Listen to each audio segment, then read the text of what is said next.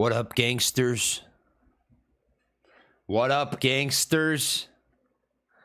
How we doing, boys and girls? It's your boy Trey. We back in it with another live stream. This is episode 135, I believe.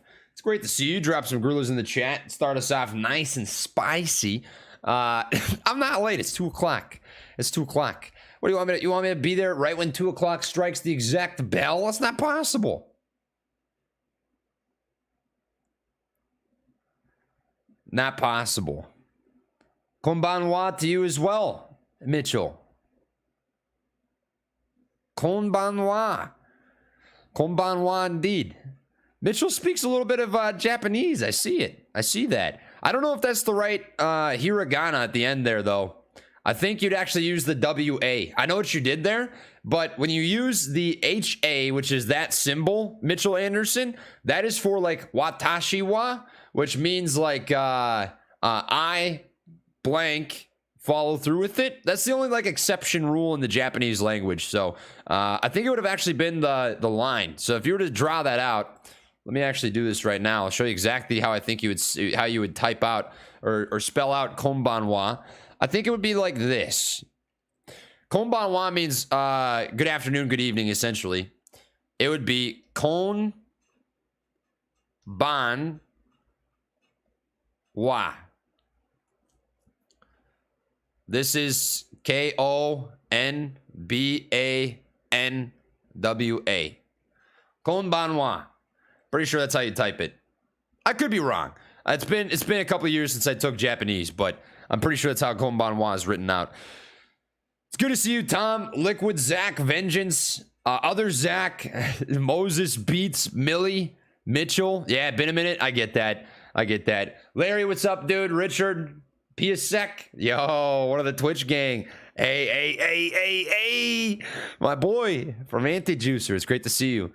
What's up? How's everybody's day going, huh? Everyone having a good day so far? It's a beautiful 2 o'clock p.m. over here where I'm living. 87 degrees, mostly cloudy. No rain to be seen, which is fantastic when you consider the fact that we've been getting pummeled by a tropical storm for the previous week.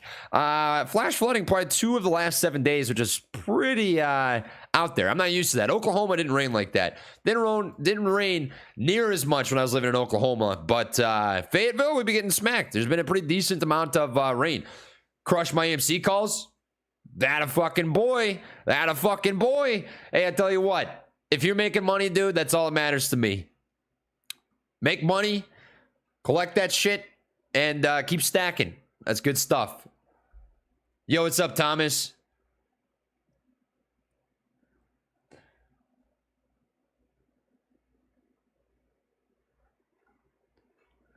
RJ, good to see you.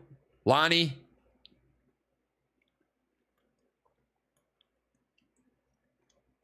This isn't Aquafina. This is water from my sink.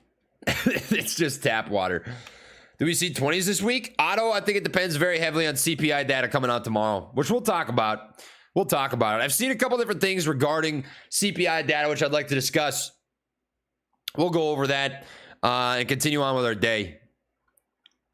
Tantan, Mark, Russian vodka. We're just waiting a couple minutes, by the way, and then we're going to get into the actual stream. Just waiting for people to roll in before we get going with the spiel. You're being a good cat. Look at you. He's sleepy. I'm trying not to move my arm because if I do, he might wake up and start being a dick. Never drink tap water. It's a risk. Yeah, man. The fluoride in tap water is meant to brainwash people. It's about the same thing as birds. You know, people think that birds are real, but in reality, they're just government watchdogs. You know, you can't trust birds about the same as you can't trust tap water. Tap water is meant to brainwash you, and birds are meant to watch you while you're brainwashed. Isn't that something?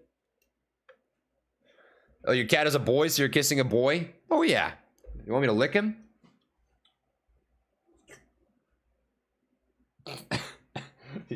What did you think of that?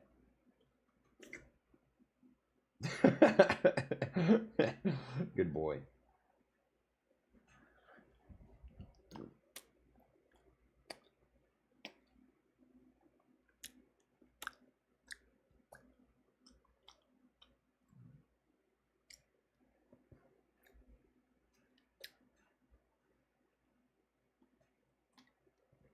That was a mistake. That was a mistake.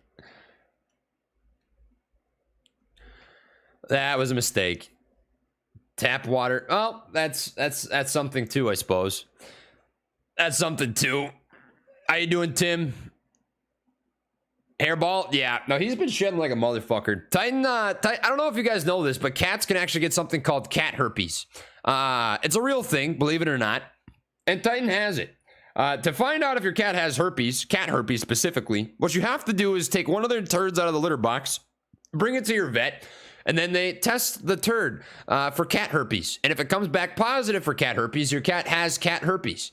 And Titan has cat herpes, and what it does is makes his fucking eyes get all leaky and shit. And he's hanging in there pretty good. But occasionally he gets that leaky eye thing. I don't think I can get cat herpes though. I mean, if I have it, I have it. I mean, at this point, dude, he's broke blood. He's taken chunks of my skin out like 50 times, and I'm assuming that in his saliva would be cat herpes. So if he's got it, I'm screwed. It is what it is.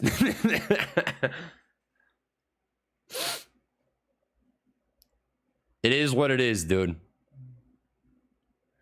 Trey's officially the deep from the boys, but with cats. I don't know if I can understand that that reference. What's the reference? All right. I'm just gonna move my keyboard this way. You just keep sleeping, buddy. You're doing good. You're good. You're good. Yeah, be a good cat. Be a good cat. Be a good cat. All right, guys, welcome to Trey's Trades. It's great to have you here. It's your boy, Trey. This is episode 135 of the Trader Show. Today, we've got a couple things to discuss and look at and prepare especially for tomorrow, because tomorrow is going to be a big day. It's the day in which CPI data comes out, and that is going to play, I believe, a very large role on how the stock market looks for the next month. To me, CPI data is the next big uncertainty that we are waiting for, and I think has slightly been priced into the market over the previous couple of days. The expectation for inflation has been 8.8% year over year. We're going to look into and talk about sort of what I think that it would encapsulate and look like for price action heading into tomorrow and for the next couple of weeks and whatnot. And we're going to discuss that. We're going to talk about the leaked CPI numbers. How many people in chat have seen the leaked CPI data that's come out? I've seen that a couple of times now. People are saying that 10.2% was leaked. I think that's kind of hard to believe. It seems kind of high, especially considering that commodities have pulled back a little bit. Oil, gold, silver, all pulling back is typically a forward-looking sort of indicator that inflation might not be as bad as you'd expect. Haven't seen them. What's the leak? Here, I'll show you it, actually. I saw it because of Gurr Gavin. How many people follow Gurr Gavin on Twitter? I think he's a very good source of information. I don't always agree with everything he says opinion-wise, but he's usually on top of the ball for news. And he posted this. So what you're going to see here is these allegedly leaked CPI numbers going around on Twitter. 10.2% year over year seems way too high for me to believe, though.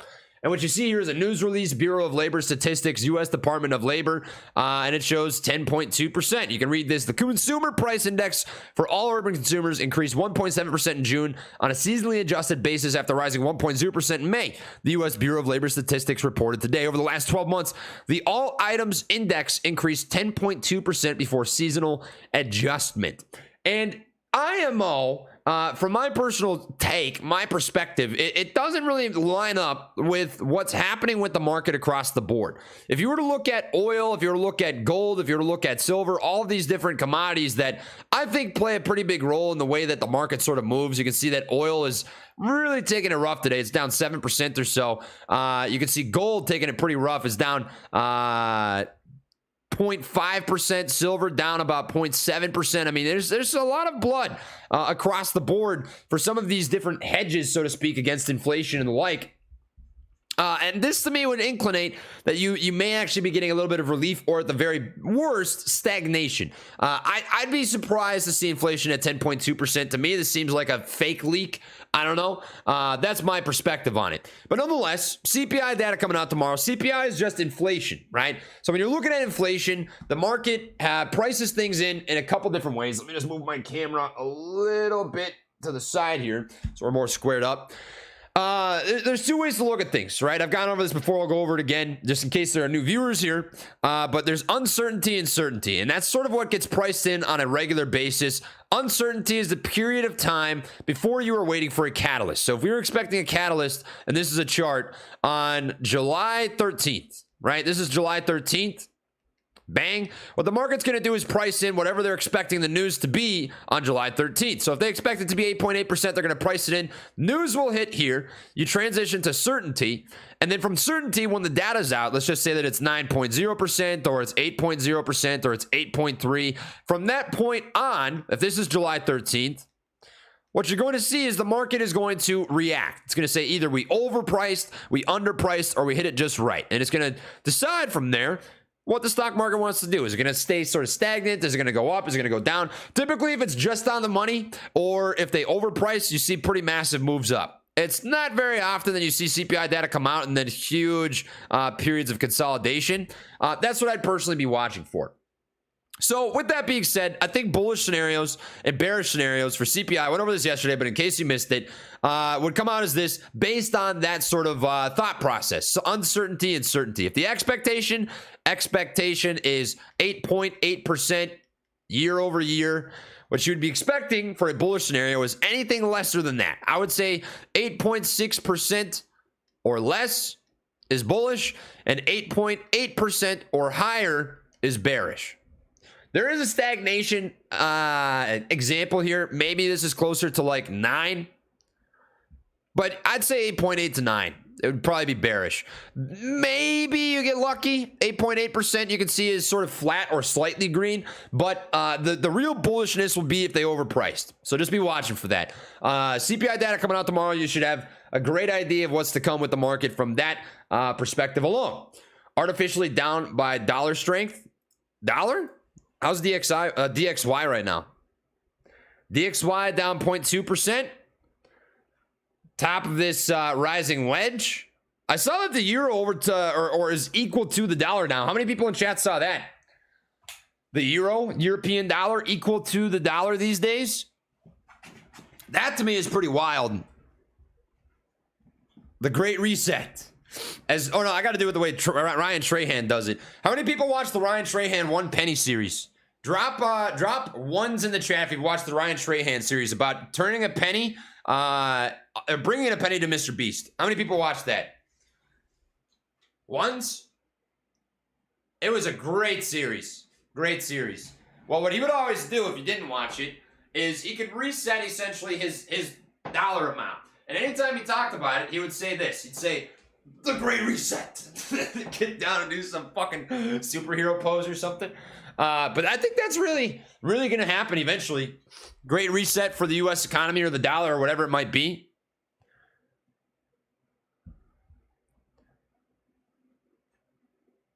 White House Press Secretary Karine Jean-Pierre says, Jay, on Wednesday we have new CPI and inflation data. We expect the headline number, which includes gas and food, to be highly elevated. If it's elevated, we're going to be bearish. That's my opinion. If the expectation is 8.8% and it's higher than that, bearish. You know, if it comes out and it actually is 10.2, you're going to watch the stock market fucking collapse. And I don't think that would be good. That would not be a good scenario. Obviously, inflation's bad. Isn't that something? Isn't it wild how inflation is not good? AMC on the day. However, let's just get into stocks now that we've talked about CPI data. I do want to say this. If CPI comes out and it is bad, I think it is going to wipe out the technical setup that Amy's got rocking right now. That's my take. If we have bad CPI, bad inflation, I think it is going to pull back down likely to this 1240 line. This support line right here would be a target over the next couple of days if inflation is bad. I think you would watch it come back down to this line at depending on the day, how long it takes, somewhere between $12 and $13. But we'll talk about that when the numbers come out. We'll go over it live. We'll talk about what that sort of looks like. But I talked about it here first as a heads up. If CPI is bad, all stocks will suffer. All of them. GME on the move? Yeah, baby. GameStop was up 7% last I checked. 7.6. She's looking pretty. She's looking decent. How many people have dabbled with the marketplace? NFT marketplace.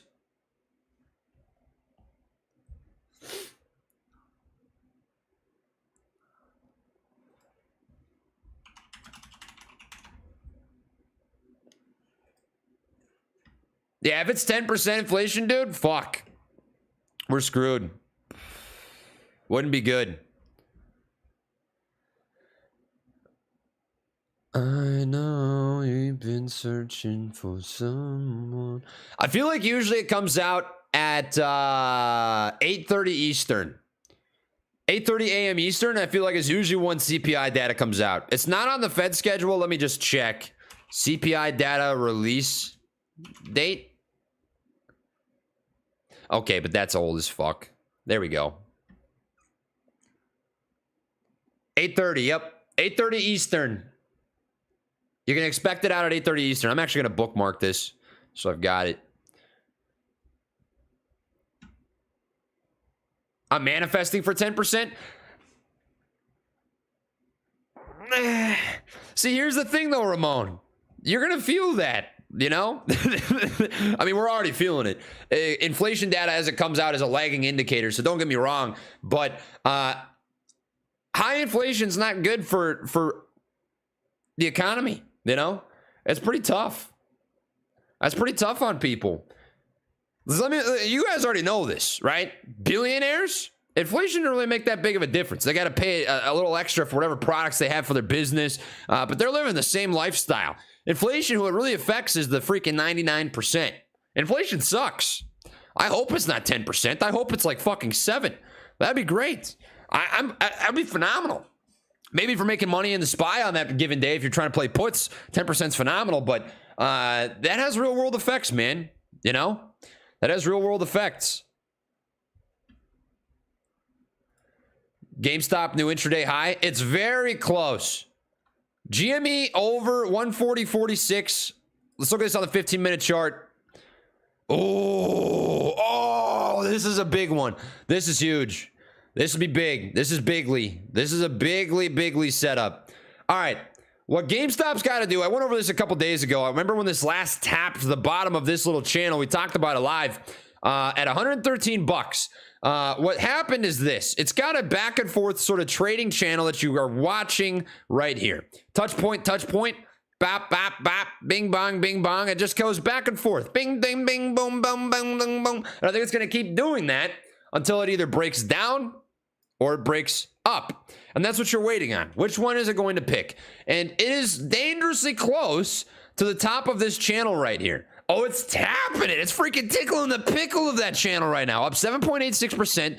If it breaks over this line, that's pretty huge. I'm going to pull over to the 1 hour time frame. We're going to look at this on the 1 hour time frame. Volume on the day is pretty solid. Let's look at this on the 5 minute real quick just to see if we're pulling back in volume at all. You did get a pullback in volume, but it was off of this consolidation period. You got a consolidation period where volume pulled back pretty good. Volume's picking up again as it's trying to break the intraday high, which is a good sign. That shows a lot of strength in the GameStop buyers right now. And if you break above this this falling white resistance line, you are going to witness, I think, a pretty solid move.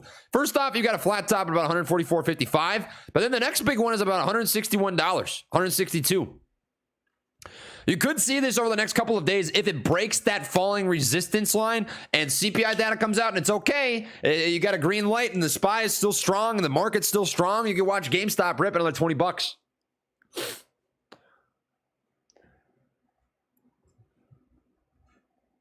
AMC to 0. Doc, you made me laugh. There you go, baby. That was good. Doc Airline to 0, man. That company's... I've never heard of that company. It must have fucking failed from the get-go. It sucks CPI is tomorrow. We got so many nice technical setups. We do have nice technical setups, though, right? We do. We actually do. And what really is interesting to me is people are saying... the White House is saying, all these people are saying that expect CPI to be bad, but these three charts really, to me, are screaming that it's not going to be as bad as people think. 10.2 seems really high. I think the 8s maybe like 9.1, 9.2. That's possible. I'd be surprised with anything over like 9.1 or 2, which I think would be bearish, right? But that's significantly different than 10.2. CPI to 0? 0% inflation.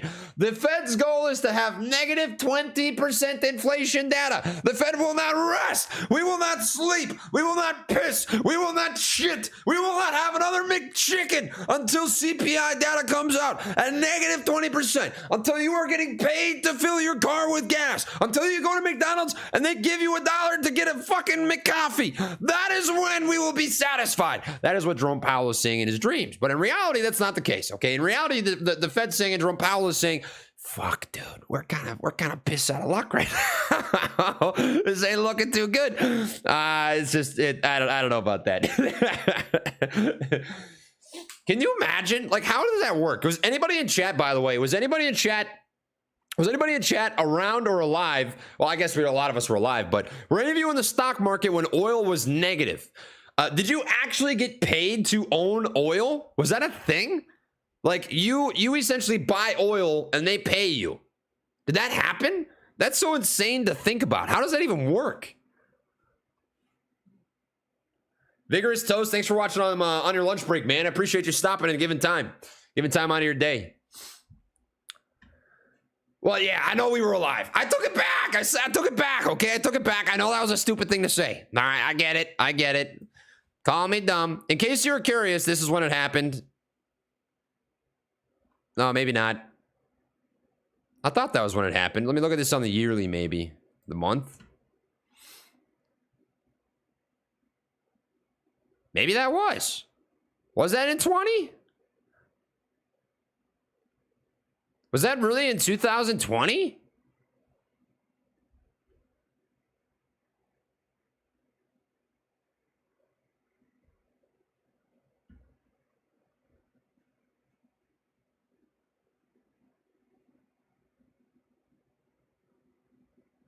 Damn. Rainer Teo lost 100K. Yeah, that's tough. Wow. I can't believe that happened that short of a time period ago. Well, did anybody trade that? What did that look like for you? I'd actually be interested. If any of you in chat right now dealt with oil when it went negative and you wanted to talk about it, you could hop on a Discord call with me. I'd be interested. I actually want to know, what did that look like? Like, what was your experience? Randy Savage voice. All right, bet. Today's a good day. Sorry. It's a good day. I feel happier lately, you know? We're just vibing, dude. We're just vibing. But anyways, let's go over technicals for AMC. All right, I'm going to go over technicals for AMC, GameStop, and we'll do the SPY. GameStop we kind of touched on already. It's at a pretty critical level in terms of where you could see a breakout take place. And it's tapping, it's tickling it right now. There's two ways that this can go, right? Either A, it is going to reject, and this is going to feed the thesis of essentially SPY doing some shit. You've got an up support line, right? So you've got this rising support that can kind of save you a little bit. You got a couple different touch points. You got a tap here, a tap here, a tap here, a tap here. I think you would first watch if GameStop rejects, come back down somewhere around here to maybe $131 or so. And then from there, if it rejects, you know, doesn't hold, can't have strength, $112. But if it can break out here, you know, GameStop's got some sky. It's got a lot of open sky. It can really move up to about $158, especially if CPI data is decent. AMC. Let's look at AMC here really quick. AMC broke a pretty solid momentum level, and there's two different spots that I'm watching right now. Intraday high, 1610 or so, right? About 1613. From there, the next big momentum level is going to be about $16.62. If you can break over $16.62, man, things can get pretty spicy pretty quick. First spot that I would be watching for is this fib level right here. This is a reverse drawn fib, and what it does is give you predictions on upside all the way up to a 4.236. I would personally be watching, based on the fib, this red line. The red line falls at about $24.72, which is a pretty big markup, right? From $16. If you can break over that 1662 momentum level, I think 20 is a psychological level that's pretty important, followed by 2208 as a resistance point. This is where the flag out before the huge move to 34 took place. Then you've got 24 and some change, which brings you very close to where the next big momentum level is. The holy grail falling resistance line that I've been paying attention to and waiting on for a very long time. What is the the Holy Grail line? It says ATMS. You lined that question up beautifully. Perfect question, perfect timing. Gorilla's in the chat for ATMS. The Holy Grail resistance line is the one that dates all the way back to June of 2021. This is built out. This has been rejected off of. This has been tickled. This has been pickled. This has been freaking so many things since June 21, right? Bap, bap, tap, bap, bing, and hopefully another tap, and hopefully a breakthrough. That is the Holy Grail resistance. Every time it is tapped, this falling resistance line, it is rejected, and I personally believe if you break that, you're going to watch some nasty, nasty stuff happen. Now, CPI data is the most important thing. Realistic expectations, right? We won't magically watch it happen without a catalyst, or if we don't have a strong market, you're out of luck as well. You can't overcome a weak market with a very strong catalyst. So if Q2 earnings come around and we see something nasty, maybe it overcomes that bear market, but we have to keep our fingers crossed as CPI data comes out good tomorrow, because if it does, this is a really nice setup for AMC. This is a nice one. This is beautiful. It's broken out of a couple different resistance points. It broke out of this falling line. It broke out of this falling line. It broke out of this falling line, and volume is still there, and people are showing up to the plate, and this looks really nice. Now, the only thing that I'd particularly be watching for is we are consolidating, right? We kind of peaked out right here, lots of volume on that peak out, and volume is falling.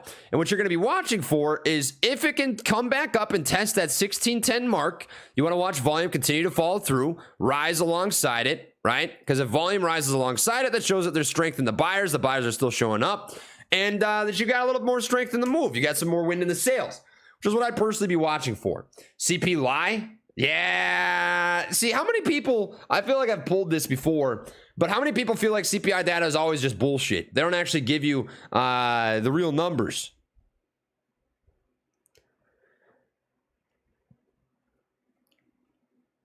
We've seen this play before. They'll dump both AMC and GameStop last 45 minutes because it's been barcoding heavy for the past 2 or 3 hours.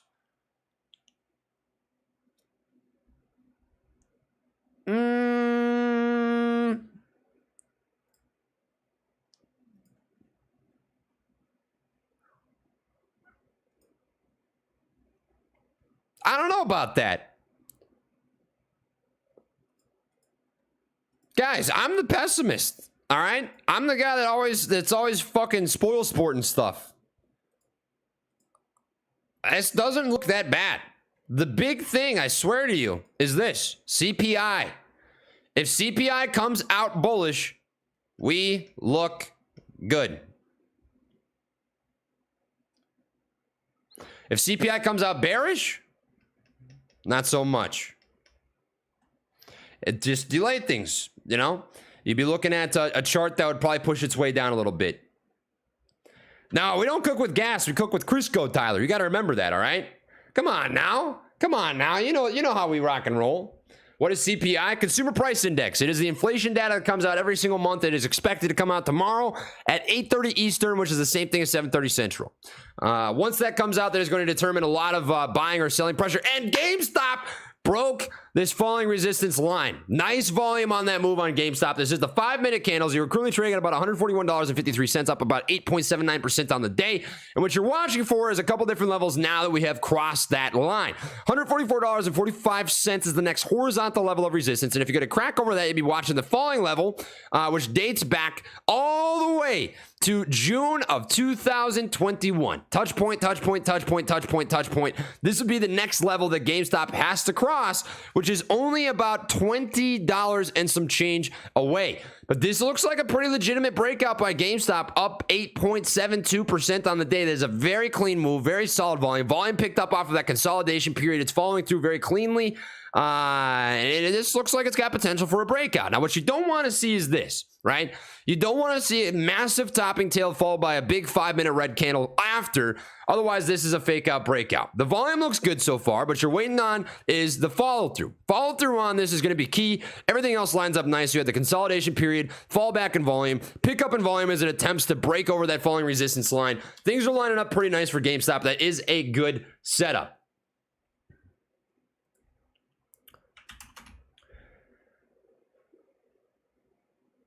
Can you explain covered calls on Webull? Yeah, definitely. Certainly.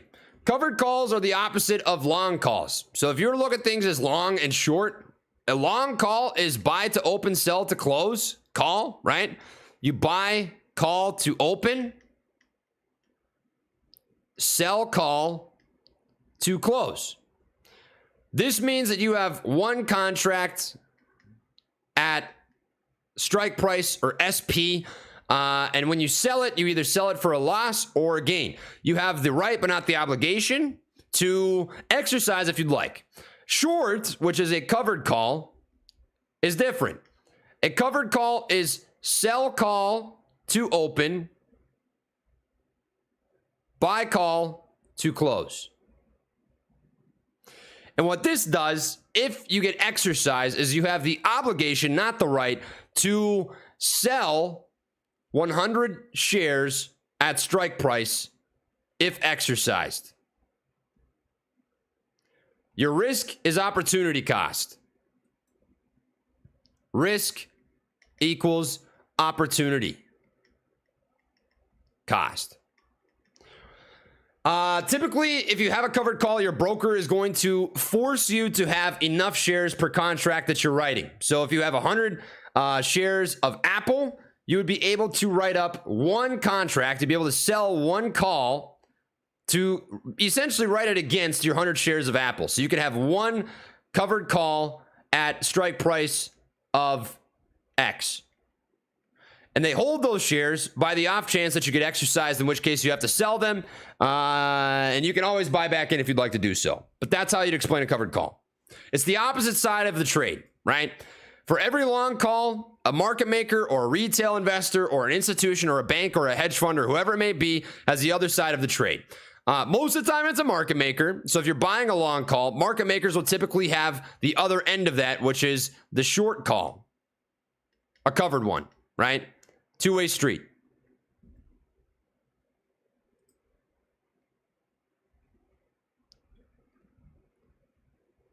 Yeah, isn't there a pretty crazy amount of short interest, open interest on the $20 strike? It's nuts. Yeah. I wish that open interest was a little bit lower, but people like round numbers. Psychological numbers are pretty crazy. They make a big difference in the market, man. Yeah, of course. No need to thank me. That's just how they work. That's how they work. Personally, this is my thought process, right? Covered calls can actually induce selling pressure. Let that be known, right? I don't want to bullshit you. Covered calls or a short call can, in a way, shape, or form, induce small, insignificant amounts of selling pressure, at least at the retail level, right? At the retail level, if you're working with one contract, 10 contracts, 100 contracts, even 1,000 contracts, you're really not making a difference on price. But lots of people would. A short put actually induces buying pressure. A sold put is the opposite to a covered call, right? So when you play a put, that can essentially gamma ramp a stock down. I'll draw this out for you. Gamma ramp down. It's just like you can gamma ramp up, you can also gamma ramp down. Typically, this would happen with long puts. If you have a bunch of long puts that go from out the money to in the money, this can cause an immense amount of hedging to take place that would push stock down.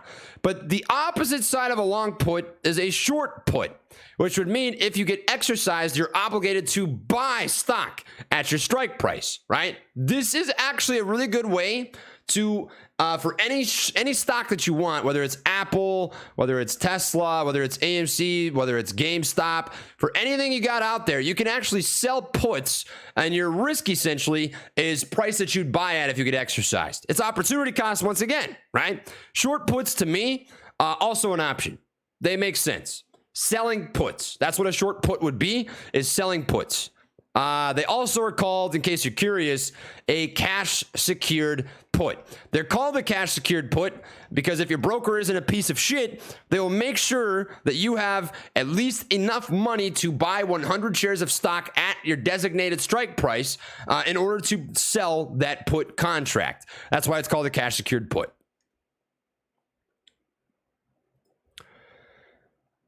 Checking out the SPY next. AMC, if it rejects, by the way, off of 1610, watch for this rising level of support. Bing, bing, bing, bing, bing, bing, bing. You'd be looking for the same thing here. If it pulls back and this is a rejection, as a bounce off of this rising level of support to come back up and retest. Let's check out the SPY. SPY and Q is getting crushed right now. It's fallen off of this. This is a pretty heavy level of resistance that it's rejected off of a few times now. We're going to get as many touch points as possible. Sometimes you're going to have levels that go over. That's okay. I look for the most touches that you can get. You got to tap, tap, tap, tap, tap, false breakout, tap.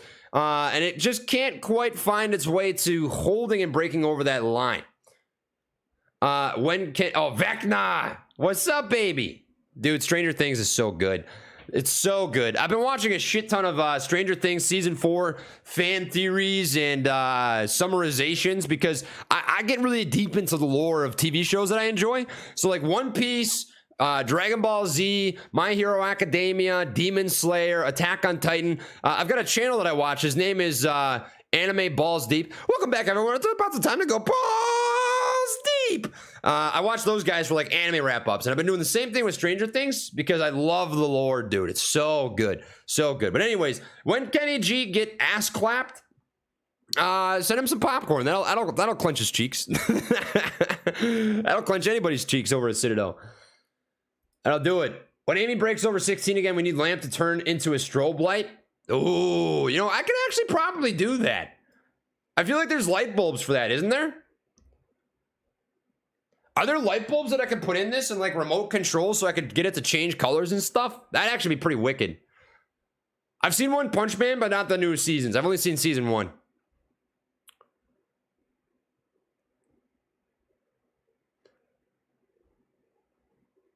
Yeah, dude. Season 4 Stranger Things, huge D&D boss speculation. A lot of people are speculating, dude, and I'm not going to ruin it. If you want to find the theories, go look for them. But I have a lot of anticipation.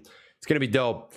It's going to be sick. All right, SPY on the 5-minute. I'm going to get to you in a second, Rodolfo. I see you. SPY on the 5-minute is rejecting off of this line, right? So if you wanted to extend this out, this is sort of what it looks like intraday. It just can't quite catch a break over this falling resistance line.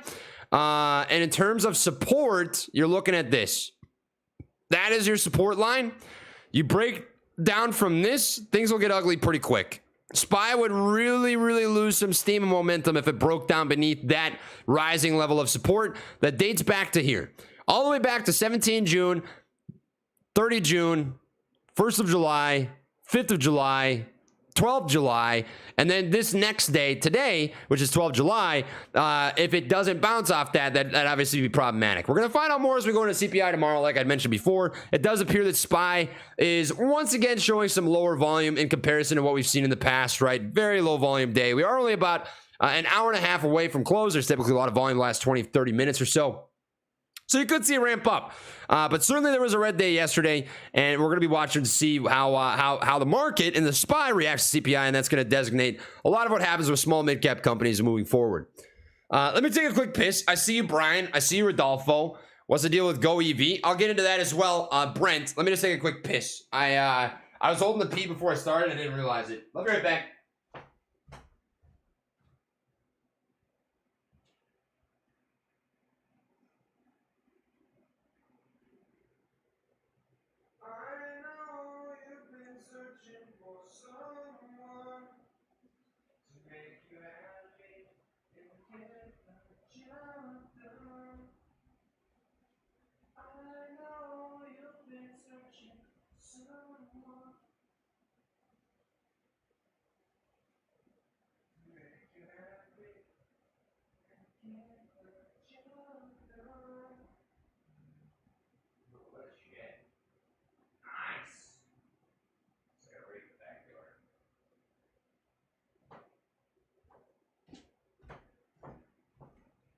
You still good, buddy? Meow meow. You sleeping? You sleepy? Good cat. They did Eddie dirty, bro. It's not fair. It ain't fair. You don't sing to your wiener when you pee? Listen, you have to serenade your pee-pee when you pee because it just helps the flow, you know? You gotta get it Shush. It's okay, buddy. You can push. You can empty the bladder now. You know. I'm not gonna spoil. Don't worry. I'm not gonna spoil. Let me look at Go EV. I'll take a peek at it.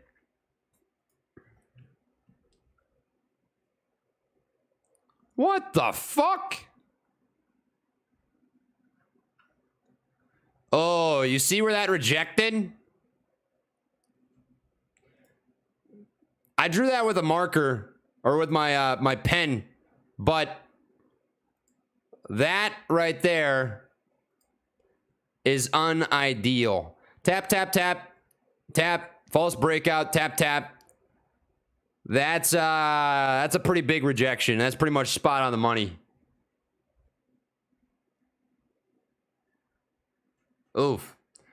Go EV, I don't know why it's up. I'm assuming there's news. There had to be because it was all huge move in what appears to be the pre-market.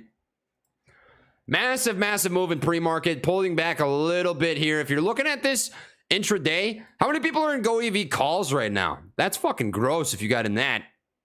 Damn. Sign a deal with Walmart? Go EV with Walmart? Wow. Interesting.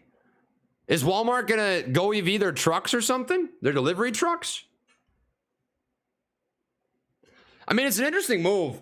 The thing for me, man, is infrastructure. I still think that there needs to be significantly more infrastructure for America to go fully electric vehicles. The batteries themselves, right? If you even want to talk about charging the vehicles, I still think batteries have a long ways to go before they're viable in the Midwest. If you were to drive an electric vehicle in the Midwest, a lot of people would be stuck in the middle of nowhere because their batteries froze.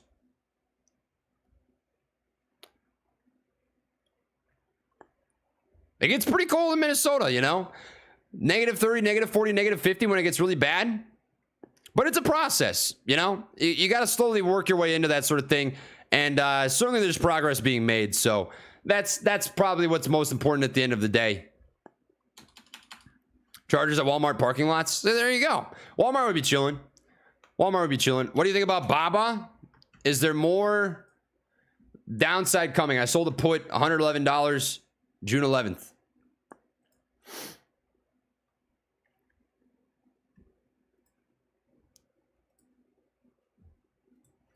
Let me change this to the 4 hours so I can line it up real nice.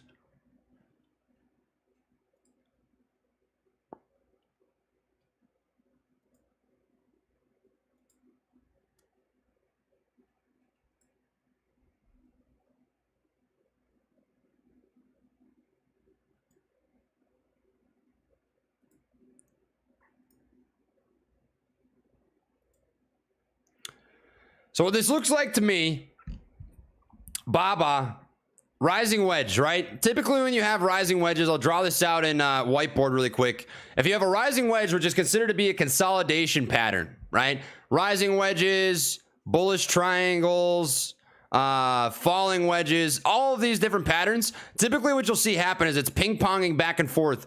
Is volume, which is down here, we'll just draw some random bars. You'll see volume slowly drop. It'll fade. Volume will get lower and lower until it breaks down, in which case you'll typically see volume increase. This shows you that a rising wedge has essentially met all of its different patterns that it needs to work its way through, right? So as it's coming up, volume fades, volume fades, volume fades, volume picks up. That's textbook. This is what you'd want to see happen for a rising wedge follow through, right? So what I see with Baba on the 4 hour is a rising wedge. Rising wedge difference from a bullish triangle is that rising resistance line. You got a rising support, rising resistance, forms out the wedge, and what you watch happen within the wedge is volume fades as it tightens up, tightens up, tightens up. This is the line in which it broke it. Volume started to pick up. So this to me shows a lot of strength in the overall sellers of Baba right now. I don't know how far it'll go. There are gaps to fill. You've got 106, which it's already tapped. A little bit of a push back up off of that gap. There's another gap down here at about $96. So from the $96 gap, maybe that's a possible fill. You could see that come all the way down to 96 or so. You could be watching that. I'd say if you're looking at this intraday, the 5 minute, right? That's the big level right there because that's a gap fill at 107. So if it breaks down from 107, that's going to be where I'd say, yeah, you got quite a bit more downside. But that's a pretty long rising wedge pattern that it's been building. I'd say this is back all the way to 29 April. If you want to take the support, that's from 25 May of 2022. Pretty long formed out pattern, and I'd say pretty textbook. Obviously, watch the levels. You have to pay attention to how a stock responds, not what you want it to do, not what the textbook says it's going to do. It's all about reaction, right? So if it's all of a sudden starting to show strength and you get a huge push up, maybe it breaks a resistance level. Like if you change this back to the 15-minute chart, you're looking at this and you see, hey, I've got a falling resistance line that sort of forms right here. Bam, you've got the beginning of one, and it all of a sudden breaks that. Well, you might get some buyers and bulls that start stepping more back into BABA. And that's going to affect the way that it moves. So just be watching for it. CPAC comes out tomorrow at 8:30 Eastern. Firebird. Hart, Brian Lyon. Hart's fine. For anybody that's asking, you know, I suppose I'll give you an update. This is the Hart situation right now. So the Hart, as it sits right now, I have a loop monitor. And if I show you my chest and I pop it out right here, you can probably see the skin. The little white bubble. There's about I don't know how big it is. About that. It's about that big of a piece of metal. It's in my chest, and that monitors everything going on. So if I move my hand and you look, you can see that little piece sticking out right there.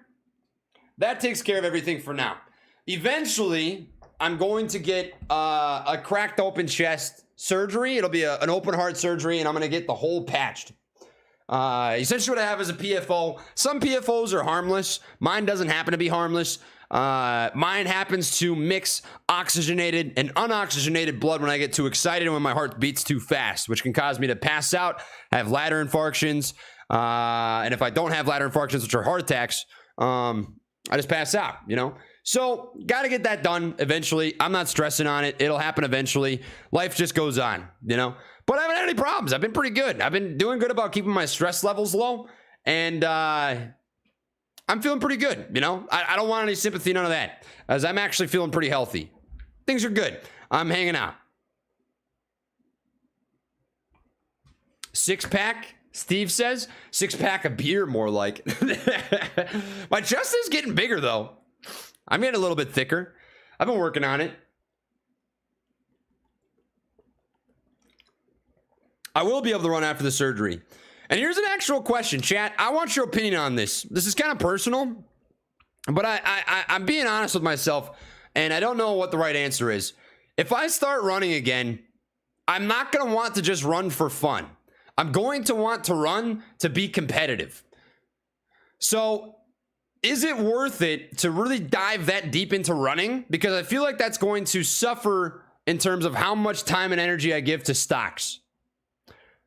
If I decide to run again, I'm going to have to do it. And that's going to mean 100 to 120 miles a week. And I'm not going to be able to get up to that right away. Like, it'd be slow. It'd probably take me a month of running 20 miles a week, a month of running 30 a week, a month of running 40 a week, a month of running 50 a week. And then you just have to build back into where you used to be so that I could get, it'd probably take me a year. I bet it'd take me a year to slowly build back into the mileage that I did back when I was really fit. But that's a lot of time. I mean, you're running for literally 20 to 25 hours a week when you run that much. But it would take away from things. You know, there's only 24 hours in a day. So I don't know. I'd either run and I'd do it, or I'd just weight lift casually. Probably 4 days a week, 5 days a week, get in for an hour, get out. That'd probably be it. You should do what makes your soul happy and divide some time to the things you value. That makes sense. Don't run unless you're being chased by the Demogorgon or Yeah, that's good. Hikes will burn a lot of calories. Yeah, when I went up and down Pikes Peak in Colorado, it's actually in Manitou Springs. I'd recommend it if you like hiking. I think that day I burned like 17,000 calories. It was pretty gnarly, pretty nuts. But anyways, that's my take. Eventually I'll do it, but I don't know. If I run, I'm not going to do it casually. That's just how I am. I can't do it for fun. I was asked that so many times, like, why can't you just run casual? But whenever I've tried in the past to just run casually, I just end up back at square one, just banging my head against the fucking wall and really going nuts.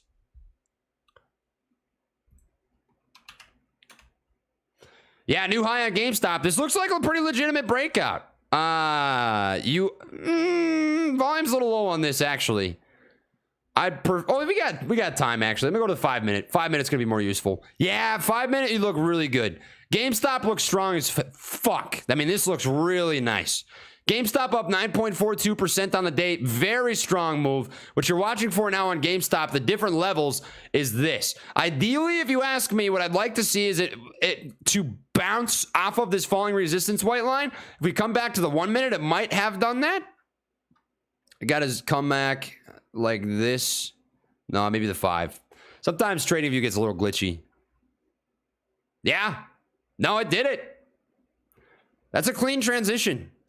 All right, well then never mind. Fuck me. Doesn't have to do it. What you're waiting on now then is 144.20 flat top, and then from there I'm watching 161 bucks. 161 would be nasty.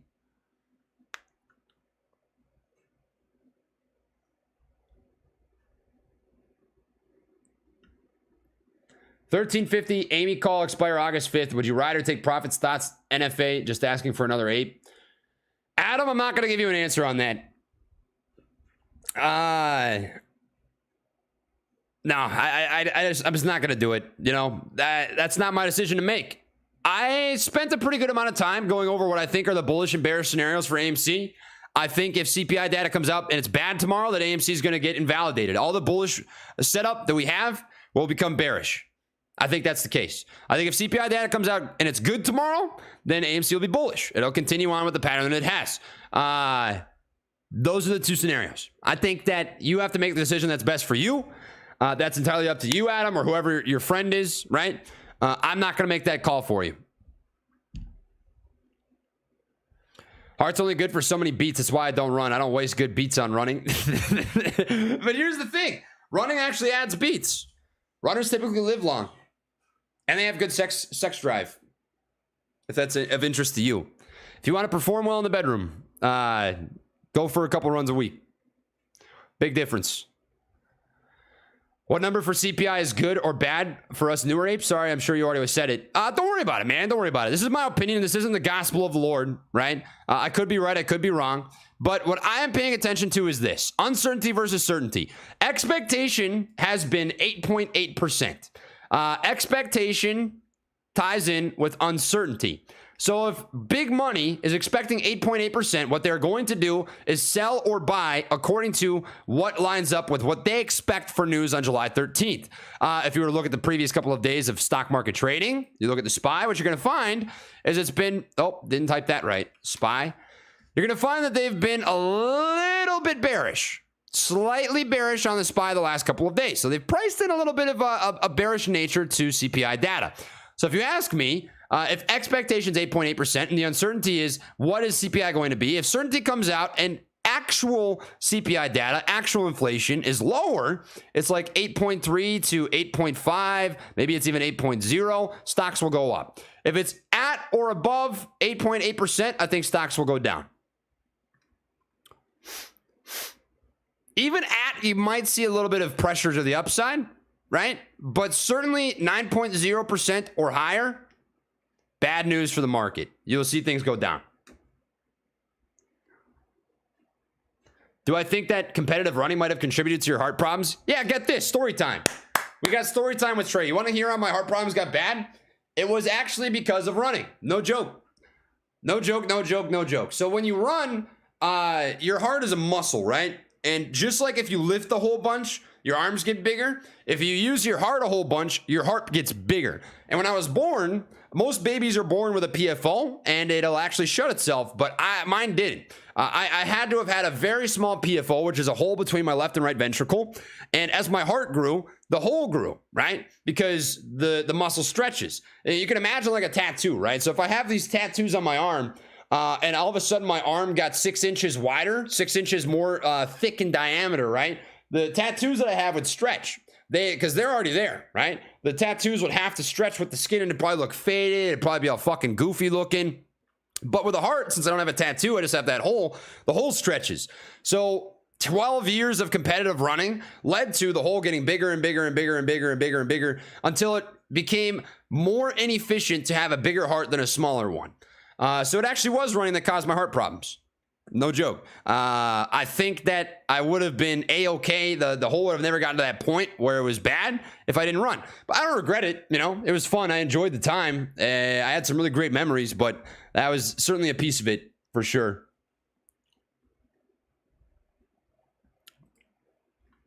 No regrets, though. I really don't. No regrets. It's spelled R-E-G-R-A-T-S. Woo! Spy is coming to test this line, man. Holy shit. I mean, if it breaks that, that's pretty big. You'd see a pretty decent push down. I've been here since the beginning. I remember your running skirt, but I also know what you got in your position, what got you in the position you're in, so no running. I get that, Al Boogie. I'll decide on it. I'm glad I asked for opinions. Seeing that you are thicker than Matt Coors, you might have to do a few summon runs in the Himalayas. Guys, what can I say, huh? I've been really packing down those fucking McCheeseburgers. Big boy vibes, huh? I'm trying to get up to about 250. All right, we're slowly getting there.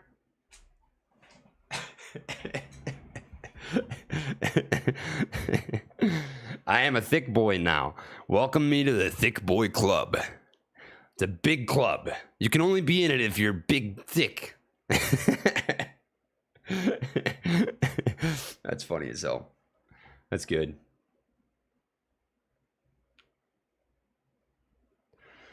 Here comes Spy. Spy's testing it.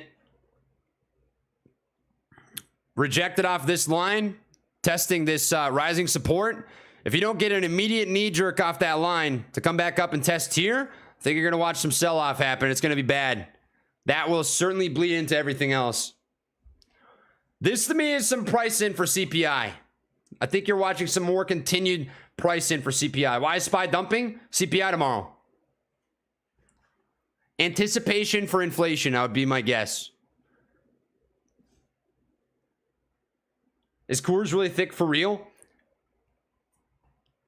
He's not fat. He's thick. He's thick. There's a big difference. There's a significant difference between thick and fat. He's thick for sure, yes. Thick for sure. He's got some meat on his bones. Is GameStop holding its gains alongside the Spy dump here? Did it actually tap that line? Oh, here we go. The 1 minute sometimes is goofy. Why is Dark Pool AMC volume that high?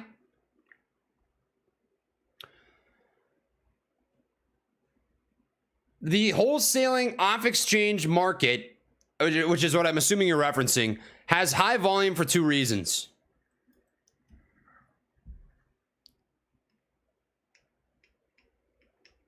Options route through OTC and wholesalers. Stock, if not lit exchange bot,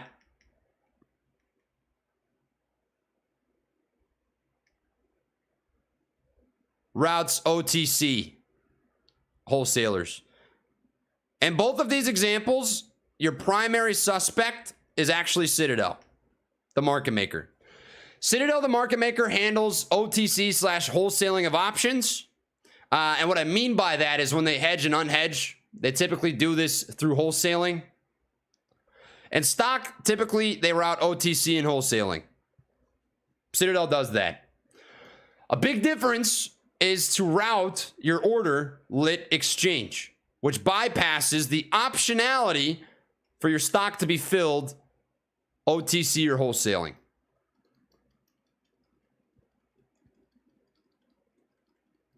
Am I writing with my mouse? No. With this pen. I have a board. It's called a Wacom tablet. Let's see if I can pull it out enough for you to see. It looks like this. I use this to doodle.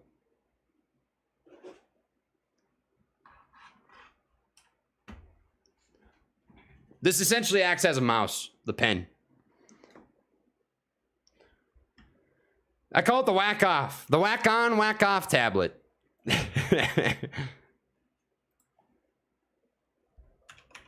according to Unusual Whales yesterday. What are you referencing, Rant? Rant and Rave?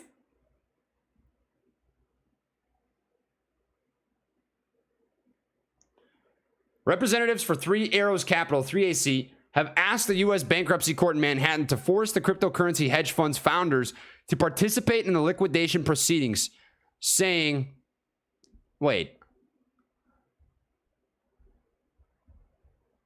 Oh, shit. Once you start seeing mass liquidations across a lot of hedge funds, man, that's when I think we're close to a bottom. What's SPY doing? Pricing in CPI. CPI data comes out tomorrow. It is selling off IMO because of that.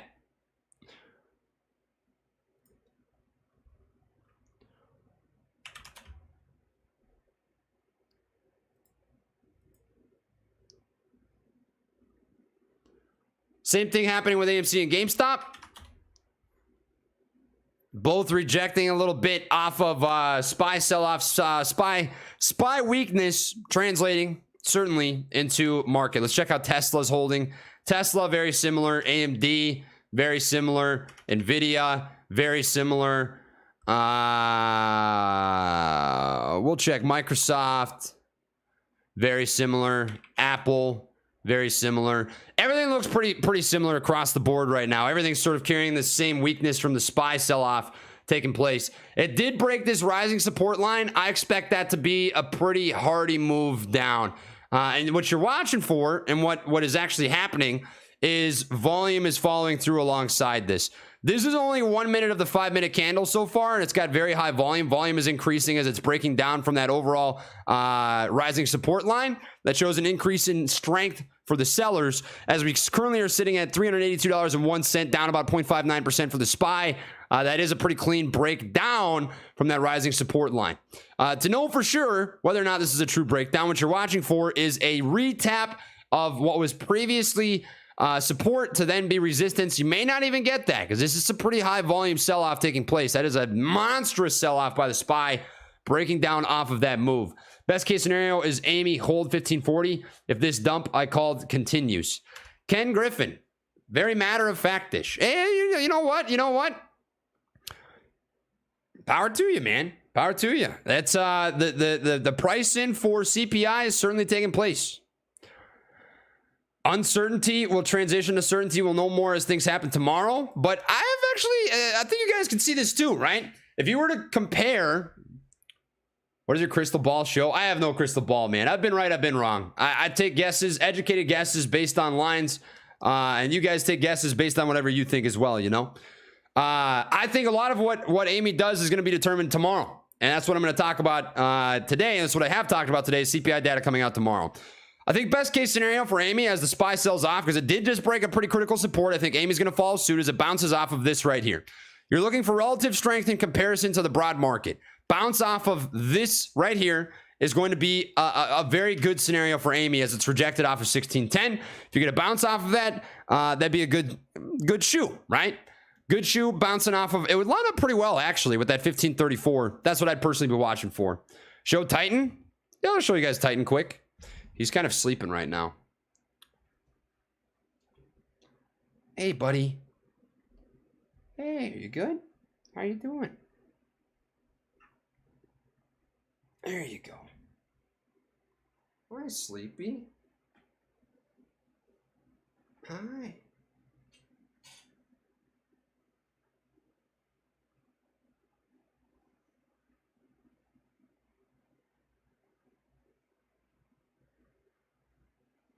Oh, you're so tired.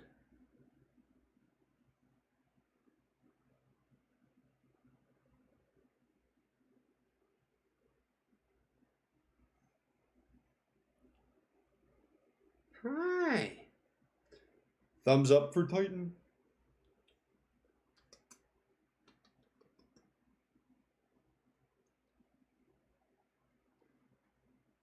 Good boy. I'm going to put you on the blanket, okay? There you go. There you go. Go back to bed.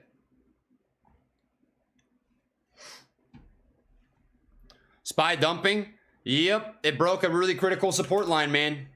That's a huge support. Huge support. That dates back all the way to here.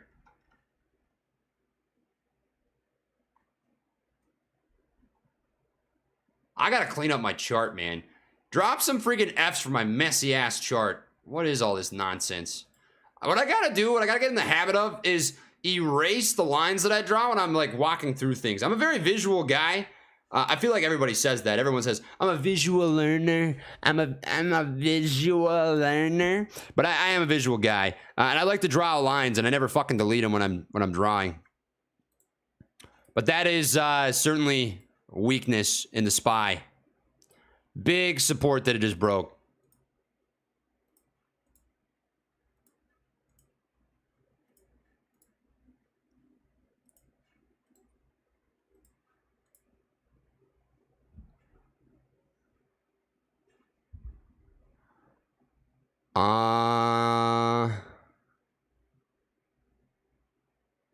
You've got 380.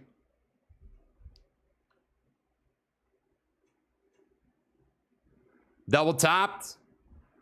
Breaks. There you have it.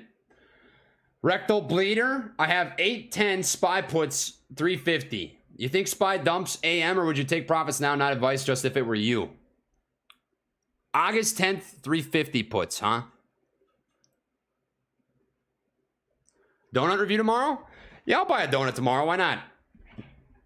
Myself, personally, when I'm trading SPY, I close it intraday. I don't overnight SPY puts. I don't overnight SPY. Well, I would overnight when the market's stronger, but it's just not there. I always look at the VIX. So if you wanted a good inclination of how risky an overnight is, just look at the VIX. VIX actually broke a pretty huge support line, showing that there's a little more strength coming within settling down the fear in the market.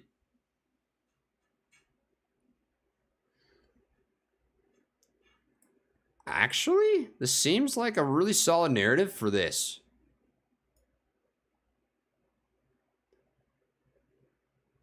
I don't know what rectal bleeder means, by the way. My bull, Zach Ertz. What does rectal bleeder mean?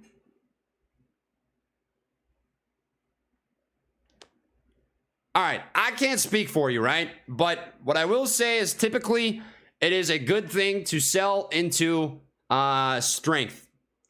And what I mean by that is if you're up stupid amounts of money and you're feeling pretty euphoric on a put or a call, that typically means that a reversal is going to happen at some point in time. I don't want to be the reason you could have made more. I don't want to be the reason that you could have lost. That's a decision that's up to you. If you're green, you're green though, right? The big thing that I think everyone can agree with is don't let a green trade turn red.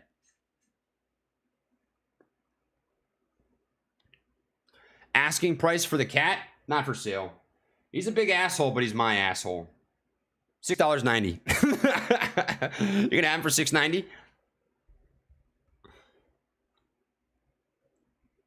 Damn, that is a fucking gross sell-off.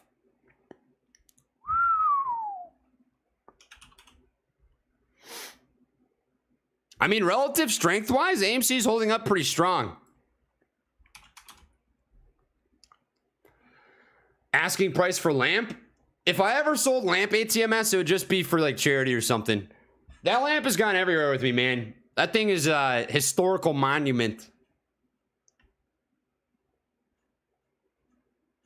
I don't know if I could ever do it. It'd feel weird. Like, doesn't lamp just look beautiful back there in the background? I feel like lamp is just a sexy being. Bank estimates for tomorrow's CPI. Let me check it out. Whale.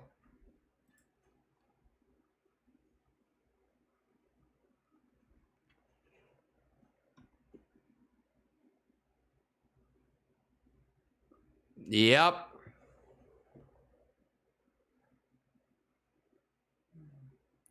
$8.7, $8.7, $8.8, $8.8, $8.8, $8.9, $8.9. I mean, I think that what I was saying was 8.8, right? Did I say estimate was 8.8? That lines up.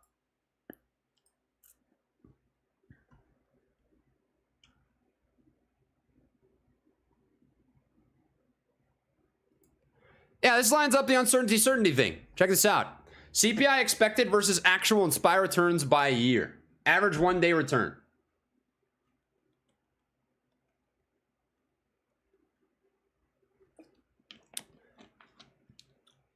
If CPI is greater than expected, typically you're red. CPI lower than expected, typically you get some green. 2022, though, albeit very strange year, but CPI less than expected is better overall than this for sure. So there's that for you.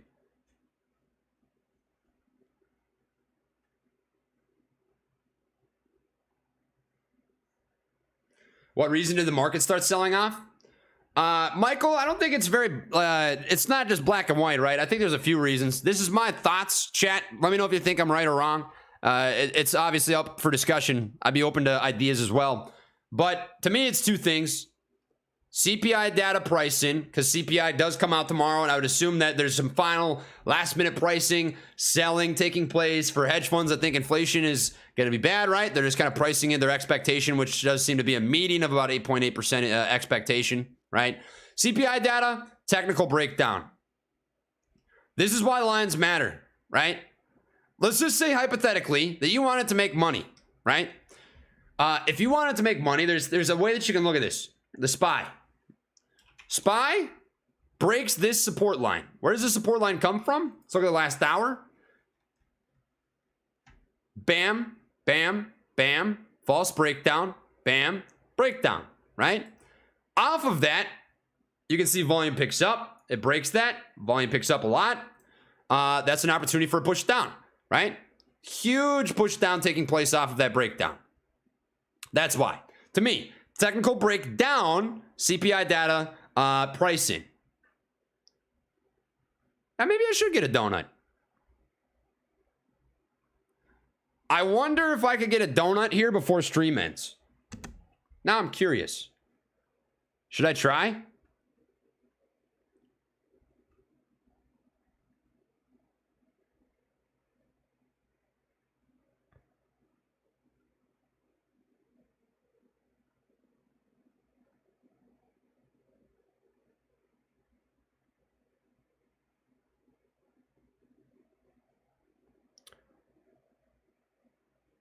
Oh, Krispy Kreme.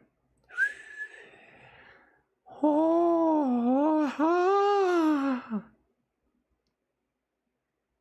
I'll pick them up tomorrow. We'll do it tomorrow. I'm going to hold it up to tomorrow. Machine Man said tomorrow. We'll do it tomorrow. Damn, that got me kind of excited. I'm looking forward to that now. Yeah, Amy is holding up pretty strong, but the SPY is pooping its pants. I mean, this is straight destruction. Can you elaborate on the story of sending AMC popcorn to Citadel's HQ in Chicago? Yes. Because it's funny. That's it. Rectal bleeder means the big black thing you have ripped flesh. And of course, just opinion, all my decision, 100% say car ramrod? Car ramrod? Car ramrod. Car ramrod? I don't get it. What does that mean? Car ramrod?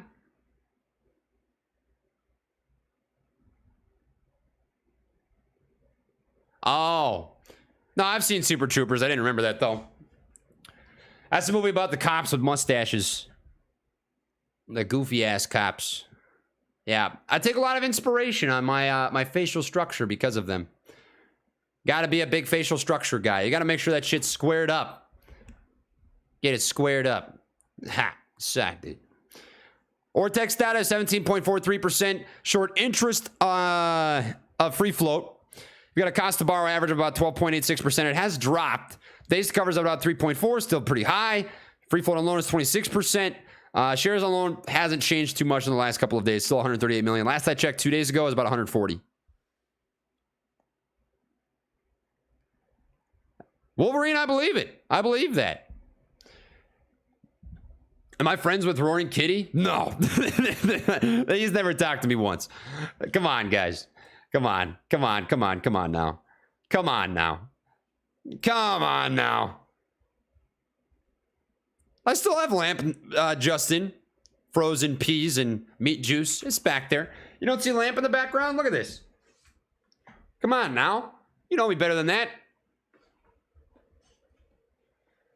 You know me better than that. Come on.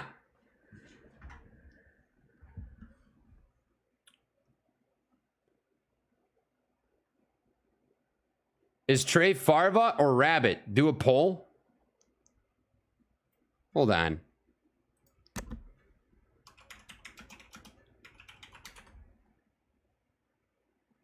Farva?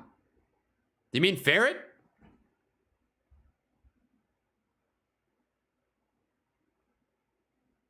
Hell yeah, Justin. Nah, we're keeping her. We gotta keep Lamp, dude. Lamp is here. You think I'm Farva?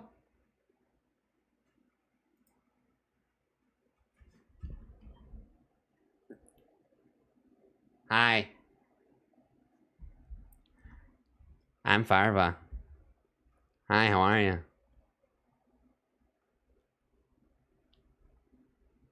Hi. I'm Farva.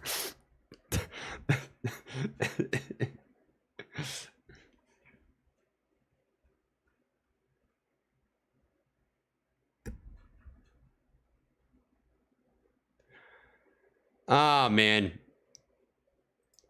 Spy got a little bit of a bounce. Not anymore. Damn, this is rough. That bounce is on pretty low volume, to be honest. Dozen for the price of gas. Crispy. Oh, I'm going to Ulysses. Ulysses Flores? Ulysses? How do you pronounce that? Is that? I feel like that's a flower. Is Ulysses a flower? Is that an herb or is that a spice? Is that like a car freshener? I can't. What is that named after? I feel like that's a flower. Ulysses Flores? I feel like that's a flower. Isn't it? Ulysses? Ah, see. I'm not well versed in the flowers. All right, now on Amy, you got this, right? Let's draw this out. Falling resistance. Break this, you regain momentum intraday. Decent chance that it'll hug all the way down to this rising support as well. I know your name as well. How's Noah? That made me think of freaking Conor McGregor for some reason. How's Noah? That's right. Keep my name out your fucking mouth. I know a lot about you as well. How many people in chat sometimes will just look up Conor McGregor shit talk on YouTube? I do that all the time. I love just watching that stuff.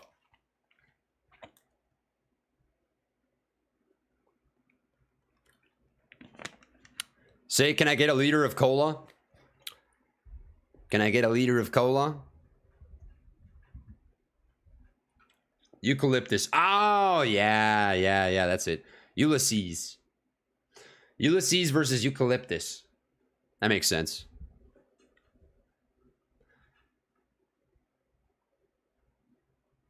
Are you human or are you a dancer?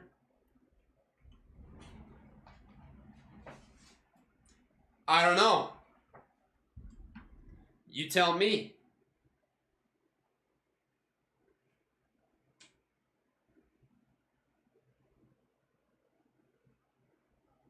Ooh. Ah. Wow. I got the fucking moves, dude. Ooh, baby. Wow. I'm a dancer. Look at this shit.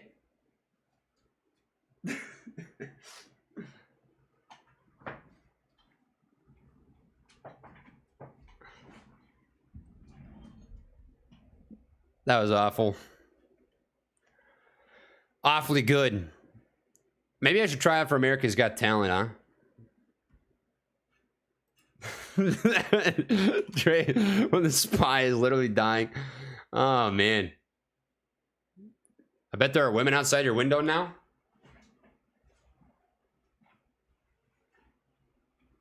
Hello?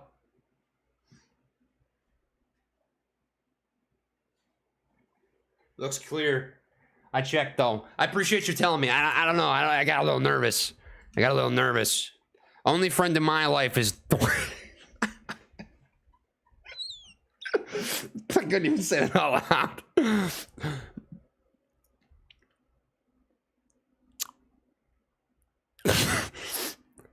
The only friend in my life. The only friend in... I can't do it. I'm done. I'm not even going to try.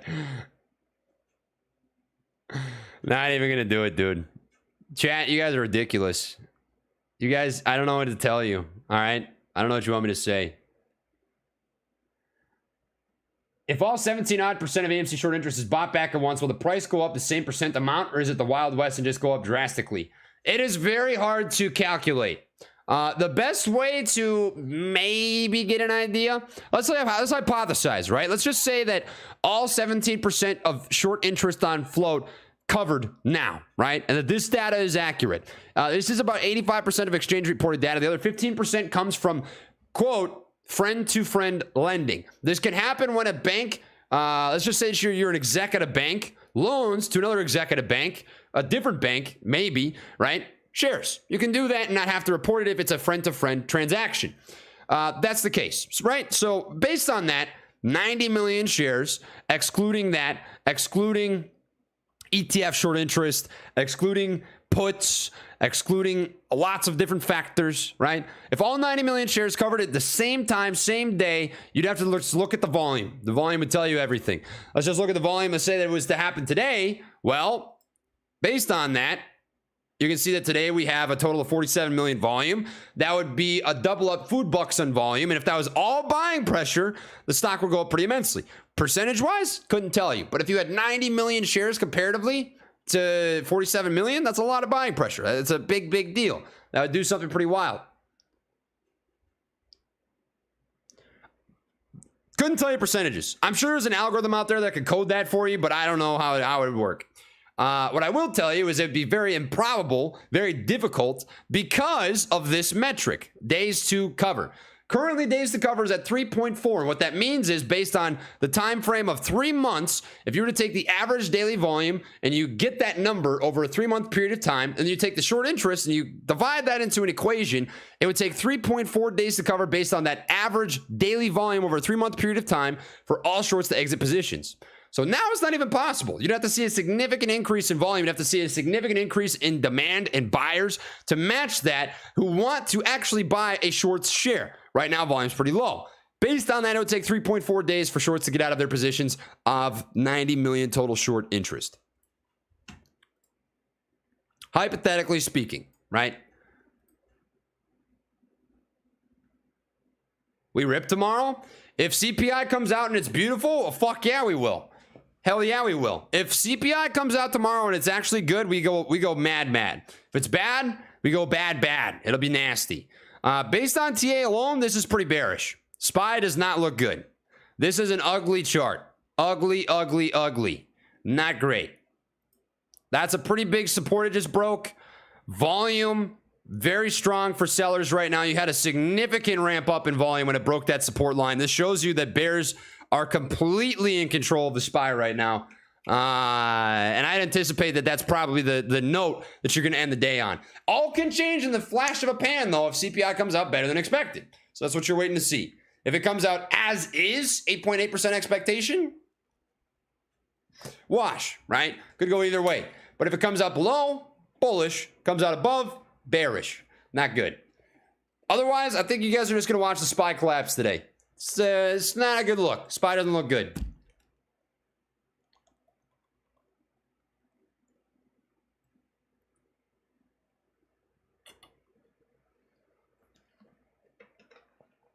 When SPY bottom, I'm watching for 3 things.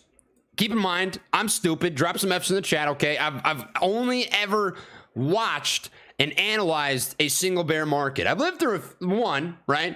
But I've never actually, I guess 2, if you want to count, the COVID flash crash, but I don't really know if that counts as a bear market.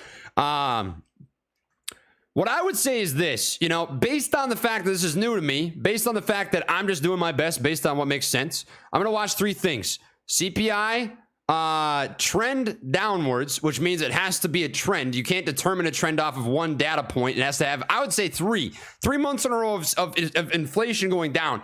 That's a good sign. Mainstream media, MSM, pushing recession. Once they start hammering down saying we're in a recession, we're in a recession, we're in a recession, that's when I know we're at the bottom or close to the bottom. And lastly is commodities die. Once you really see oil, gold, silver, inflationary hedges start to do this, that's when I think we're at the bottom. We check all three of these boxes. I think that's a really big step forward. We check those all, and I'm pretty satisfied in saying, hey, we're pretty close to the bottom, but I don't think we're there yet. CPI, still not trending downwards. MSM, still blaming us and saying, we're not in a recession. Or if you got your mind out of the gutter and you said to yourself, finally, you said, guess what? We're not in a recession. Then maybe it wouldn't happen. You're forcing this. You make the recession happen just by thinking it happens. But once that transitions and the mainstream media stops pushing that narrative and starts pushing the recession narrative, that's when I know we're close to the bottom. So I'd say we've checked one of these. Commodities are starting to fall back a little bit, which would be an inclination and a note to keep in mind that, hey, inflation may be actually improving. The economy may be actually improving comparatively to what it was, right? Possible, but we're not there yet. I don't think we're quite at the bottom. I've said this before. I'll say it again. I think that we are due for a SPY rally, but not the end of the bear market. But the rally's not now, obviously. We got a good couple of days. We got this move from the 5th of July, bottom out of about 372 up to about 390. Pulling back now, it's at 380, down $10 from that. If CPI comes out tomorrow and it's bad, it's going to get worse. It'll get worse, for sure. Rally. I'm not going to read that out. That's funny, Santa. That's funny. Turns out he's neither. Just, oh, thanks, my ball. I appreciate that. Thanks, my guy. Smoothly said, nice TA. Check out this monkey. Ulysses? That's a cool looking monkey, huh? That ain't bad. When do they hit the lit exchange? Is there a lot of buying pressure that hasn't hit the lit exchange yet? Matthew Hibbard? Small thing, and I want to make this known, okay? Small thing. Semantics matter a little bit, right? Semantics matter. So when retail references dark pools, what we mean to talk about is wholesalers. There's a difference. So Citadel, as a market maker, has two sort of off-exchange avenues that they approach. And let's draw this out really quick, right? I'm going to make this super duper simple. I know what you're talking about, but the vocabulary makes a difference. It does. Why does it matter, right? If you want the good big guys out there, because I do think they exist, like, for example, the Dave Lowers. If you want more Dave Lowers in the corner, we have to be able to articulate the problems that we see so that we can discuss it, right? If we say the dark pool volume for retail is 70%, they're going to look at you like this, and they're going to think, that doesn't really make sense because dark pools aren't for retail, right? So dark pools, if Citadel manages both these things, because they do, right? A dark pool is for institutions. That's an R. Dark pools, DPs, as bad as they sound, are for institutions. They can still have nefarious activity, and I think that they do, right? Let me move this over a little bit. I know you can't see it. Institutions, or toots, use dark pools for two reasons. One, don't move stock price. Two, large block transactions. And maybe if you want to add a third, three, less transparency. Now, there are arguments for and against this, right? I think there are pretty fair arguments against this. Is it fair that institutions can buy or sell stock and not move stock price? I don't know. I think that's debatable. Large block transactions without moving stock price, is this moral? I don't know. I think there could be an argument against it. Less transparency, there's certainly an argument against. That's what dark pools are for. In comparison to OTC, which is thought of as wholesaling, right? Wholesalers, also something Citadel does. This makes up significantly less volume. Less volume overall, right? Dark pools do not take up as much overall daily volume of stocks as OTC and wholesalers. When people say that 50, 60, 70% of volume was filled in a dark pool. What they mean to say is OTC and wholesalers. What happens here is retail orders. This is retail. These are institutions. If you want to get mad at a hedge fund or a bank or a market maker or some large entity, right? And then you think they're doing something fucked up, they are probably doing it in the dark pool, right? But your orders don't go here. Retail orders do not go to dark pools. They go here. What happens is similar. Retail orders get filled by a market maker. And what market makers will do, wholesalers, what these guys do is they have a pie, right? And in this pie, they've got fucking, I don't know how many stocks, maybe 2,000 different names in here, right? Maybe a little sliver of this is Apple. Maybe a little sliver of this is Tesla. Maybe a little sliver of this is AMD. And you can go down the list and down the list and down the list and down the list. And these market makers have super big fucking liquidity pools of stock that they have ready at all times that they just own, they sit on, so they can pair transactions. Because sometimes when you're selling or buying stock, sell, buy, maybe there's 10 sellers, but there's only 4 buyers. So what does the market maker do? They come to their liquidity pool of stock and they will fill the other 6 transactions themselves, right? So if these 4 buyers come from retail and there's not buyers for the other 6 orders, right? Market maker fills it and it pulls from this.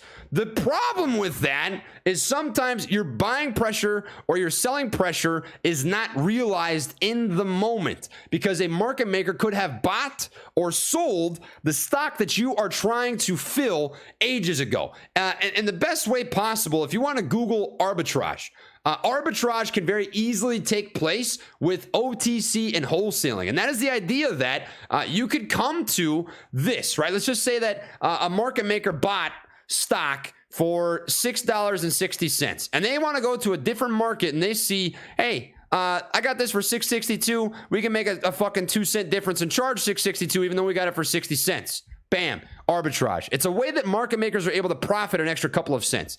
So to come back to your question, right? What happens when retail buys stock and it gets sent to the dark pool? First off, it's not the dark pool, right? It is OTC wholesalers. It is literally straight to people like Citadel's pockets. Citadel, Virtu, Wolverine, blah, blah, blah, blah, blah, blah, blah. You go down the list. It goes to these guys. And then you've got a, I don't know what chance, maybe 50-50, right? 50-50 chance that it's actually executed or filled in the moment. And there's another chance, right, that it was already executed or filled. So you didn't have any actual buying pressure. Problematic. What does this actually do? It takes away the optionality for true price discovery. Why? Because the market maker already decided the price discovery. They already discovered the price so they can make their own fucking money. This is it, right? The best way to put it, the problem with fucking wholesaling is while you're trying to make money, right? While the entirety of the market comes to these guys at the top of a pyramid, everybody down here just funnels to the top, funnels to the top, funnels to the top. You want to make money, you want to make money, you want to make money. Problem is, these fuckers are trying to monetize you. So what does that do? It scrapes pennies off the top, which takes it away from you, which bleeds into the rest of the market and causes some obvious problems.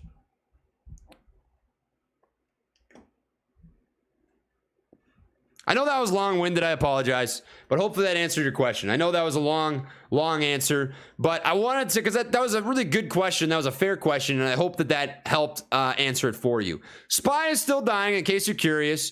Big technical breakdown, falling down about 379.82. Why the SPY is dying? 2 reasons. CPI data tomorrow. I think it's getting priced in. Number 2, technical breakdown. I got you, Matthew. Hopefully that was valuable.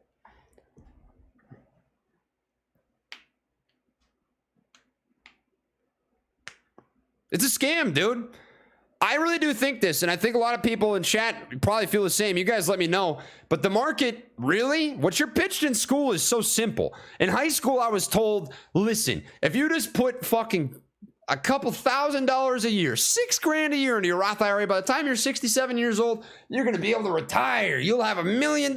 You'll be cooking with Crisco. And they tell you this stuff, I swear to Christ, because they don't want you to ask questions. When you're a kid, when you're 15, 16 years old, and you get told, hey man, you could be a millionaire if you just put away $6,000 a year for the rest of your life. And you think to yourself, damn, hell yeah, $1 million? When I'm 16, I'm thinking, whoo, let's go. But that causes you to not ask how you're making the million. It causes you to not question the system. It gets you in line to just fucking play your part and let the big boys make the real money. To me, the market is a big freaking Ponzi scheme. What it is they take money, they milk money, they milk money, they milk money off the top from retail. And a lot of retail, 90% of them, I bet you fucking money, don't even realize that there are pennies being scraped off the top of every single trade that you're taking.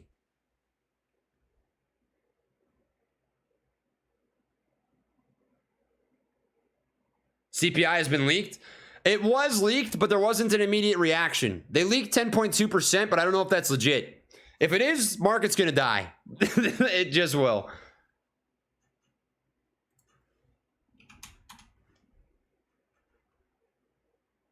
Amy's holding up pretty strong in comparison.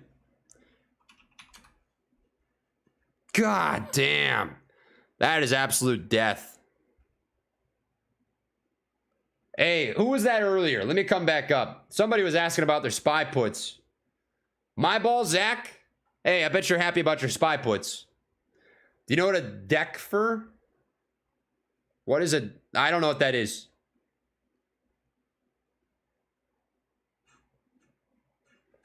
GameStop? Yeah, GameStop topped out. You're hoping for this support line right here, I would say.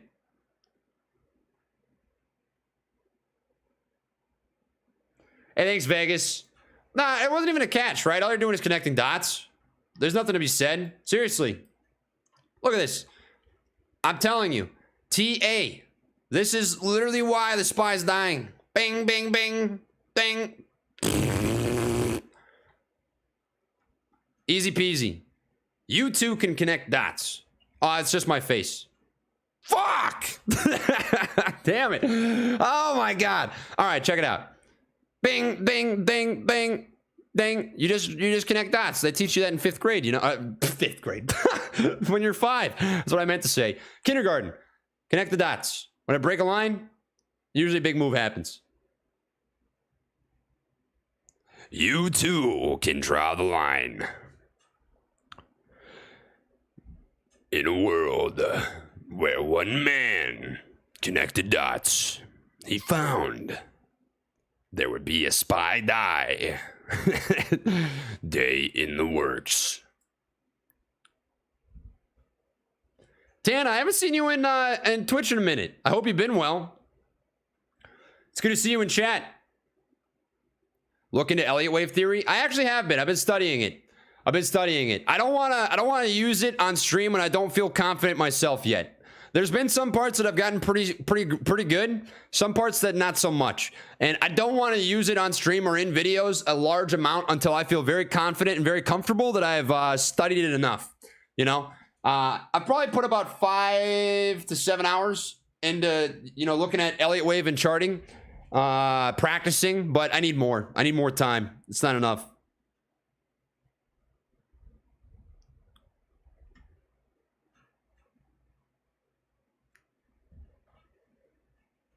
Hey, good. All right, Dan, I got you. Pinge from Twitch? Well, what's up, Johnny? Ask about these nuts theory. Tony, what do you got? Tell me about these nuts. You got some crazy these nuts theory for me? You got what do you got? How crazy? What is it? Also, I got to piss. I had a McCoffee earlier today, and it's definitely Mick rocking me. So what I'm going to do is show you guys Titan while I take a pee. Oh, look at big sleepy baby. Hey.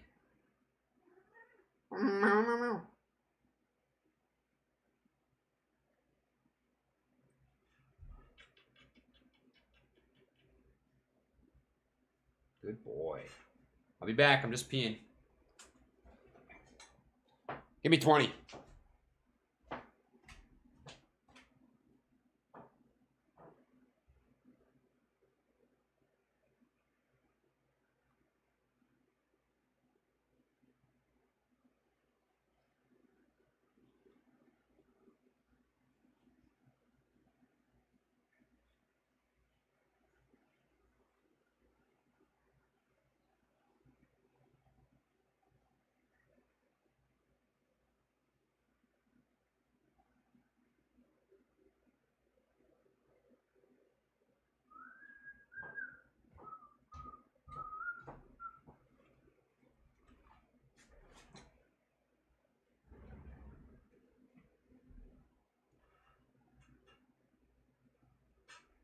Good boy.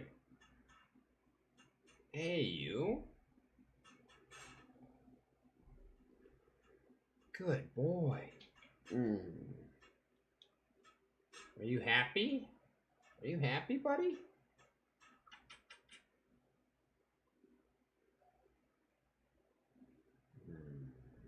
Good cat. Good boy.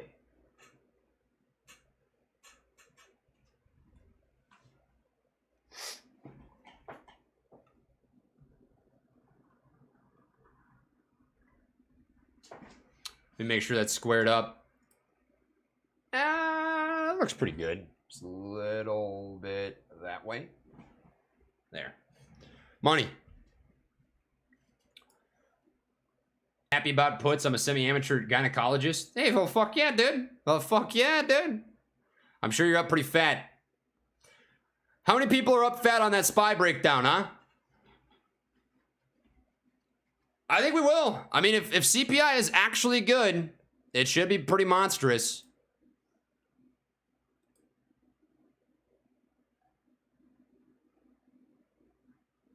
I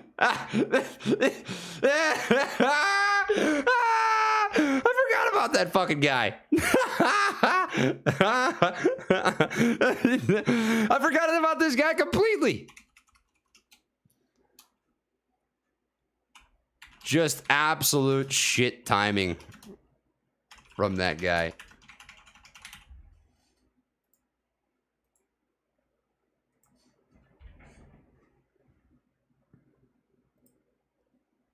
Oh, it's Josh's birthday.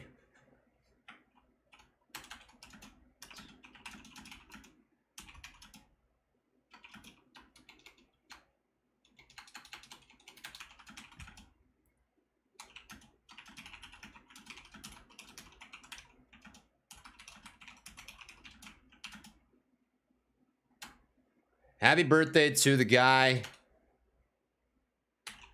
who slings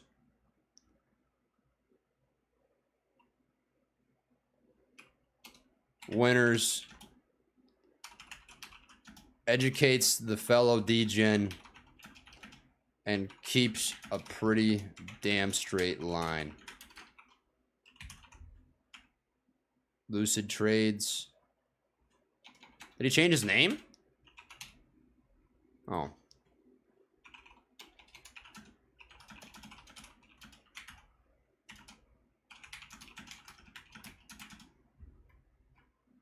Glad to have you. One of the best.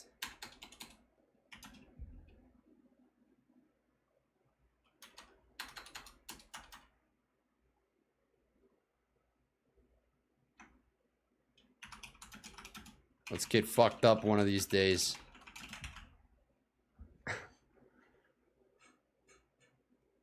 I'll say hammed. There we go.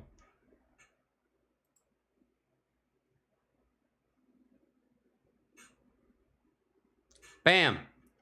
What did Adam Aaron tweet? It would be a packed house, Top Gun, Maverick together at AMC Tyson's Corner 16 in DC area this Thursday evening, but there are a few seats left in rows 1 to 4. Those are the ones, dude. When I went to watch, you guys want to know something funny? When I watched Thor: Love and Thunder, which was a pretty good movie, it wasn't bad, but a lot of comedic relief. If you don't like comedy or over comedic relief, you're not gonna fuck with it. But when I watched it, dude, I picked the freaking nosebleed seats. I was staring up at the screen like this, and every time something would happen, I'd have to fucking owl neck back and forth so I could watch the fights and stuff. It was like this, bap, dap, dap, dap, way too close. But the seats in the theater here in town, oh, they're good. They're so good. This AMC in Fayetteville is 10 times nicer than the one that was in Lawton. I'll tell you that. Love this one. Great AMC. Beautiful chairs, heated seats, very comfy. You can fucking stick the leg seat out. It's it's nice. But nonetheless, those seats are rough. I don't like those. When you're that close to the freaking screen. You're twisting your head back and forth, but sometimes it's all you can get.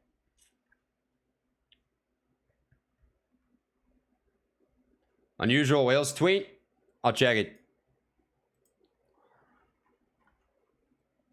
Theater operators like AMC say customers are opting for pricier tickets and spending more on concessions than before the pandemic.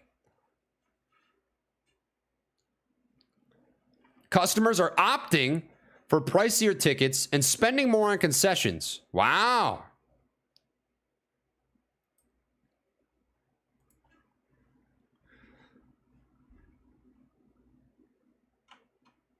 Per CNBC.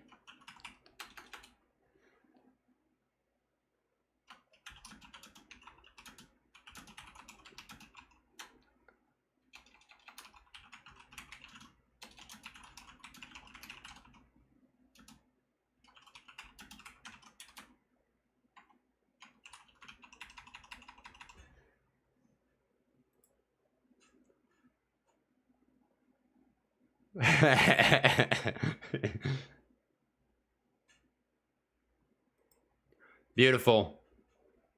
Finally, a little bit of SPY rally. Where are the SPY fibs? Let me take a peek at this. We must be right on the nose here of one of them. Yeah, we are not. Just kidding. We're in the middle of one. No, we're right on it. 380.07. Oh, shit. Let's see this. Ooh. Is it going to reject off 380.07 and continue knifing? That's the question. It looks like it right now.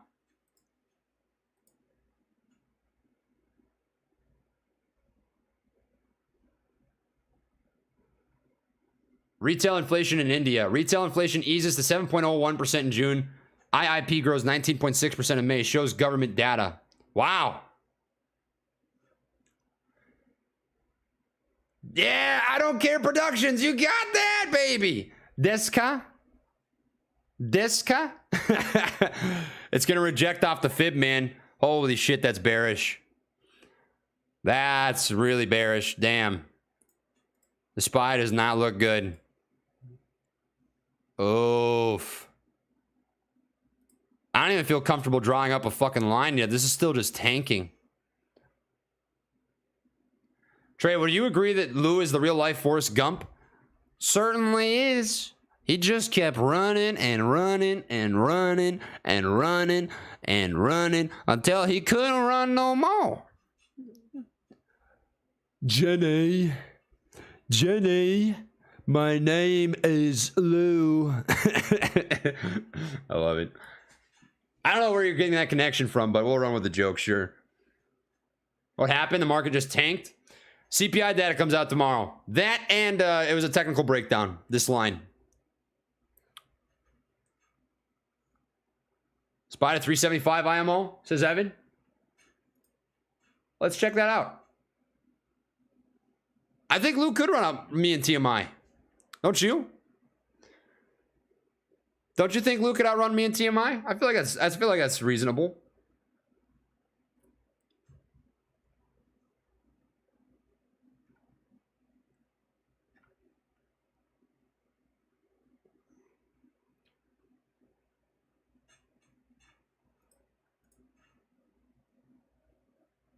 Demand.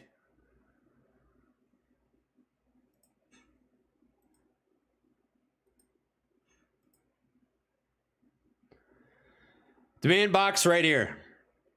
Price range is 373 to 374.40. I'll type that out.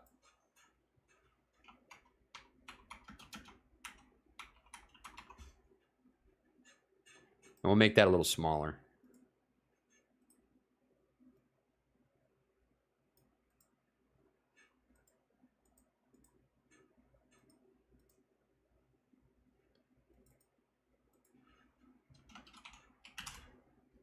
That's probably about what I'd watch. I mean, line that up just to make sure, but it looks pretty square. We'll call it 373 to 374. We'll just change that to 50. I'd expect some sort of bounce in that area. Dippy, I appreciate that, man. Dippy Trading, thank you, bro. CPI leaked on WSB, 10.2%. I saw that as well. We talked about it earlier, but I don't know if that's a legitimate leak. That's the thing. If I pull up Gergavin, for example, he posted this 10.2% year over year, but I don't know if that's legitimate.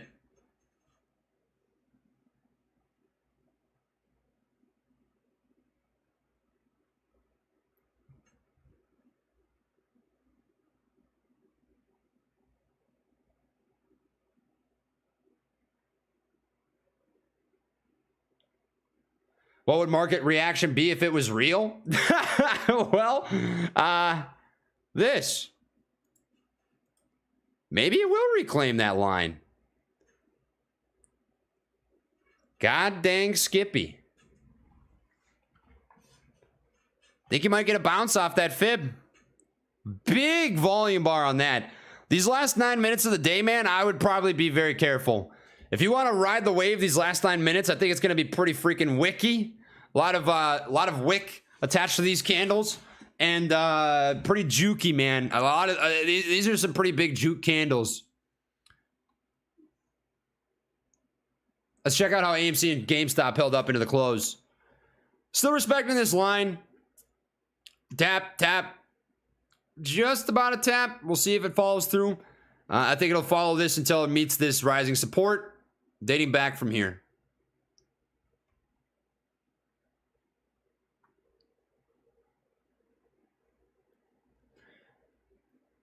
Gord, I'll admit, right?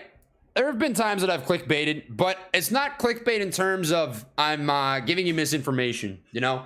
I think there's a line that you have to ride. Where clickbait goes too far for me, because it goes, I can see both aspects, right?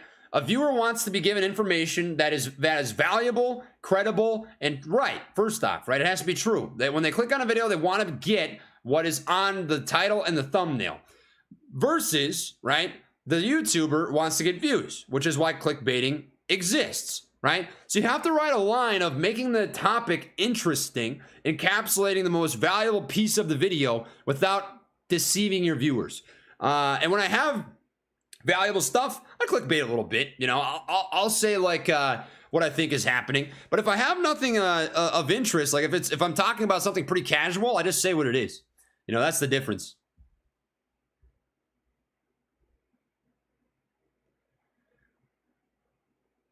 Is there ever a time you should preemptively close a covered call position? If you don't want to be assigned, probably. If you're worried about being assigned, that's probably when.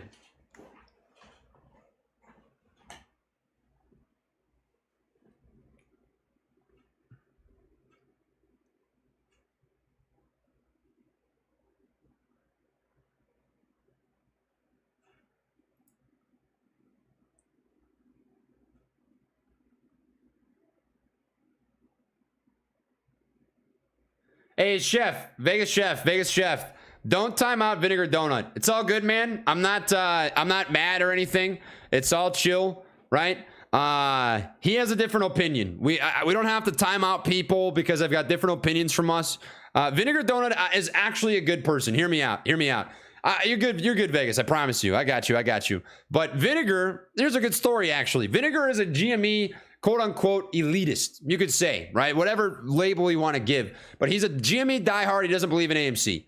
And we've had conversations. He's been to my Twitch chat many times. And he's got kind of an interesting sense of humor. I don't always vibe with it. But at the end of the day, we have sat down and had conversation broke bread and can have respectful conversation. You know, you are a little bit of an antagonist. I got to say that, right? Vinegar Donut, you do kind of poke the bear. And for that, hey, fuck you. But he is a good guy. And I think it's an example of people that disagree can still be friends. You know, you can still have good relationships with people that you don't agree with. So, just leave them be. We don't have to fucking agree or whatever. Vegas, you're good, bro. I don't know if it was a joke or whatever, but I wanted to point that out because it's valuable. You're not always going to agree with people. In life, man, I think you meet more people you disagree with than you do agree with. And if you meet more people you agree with, you're not pushing yourself hard enough.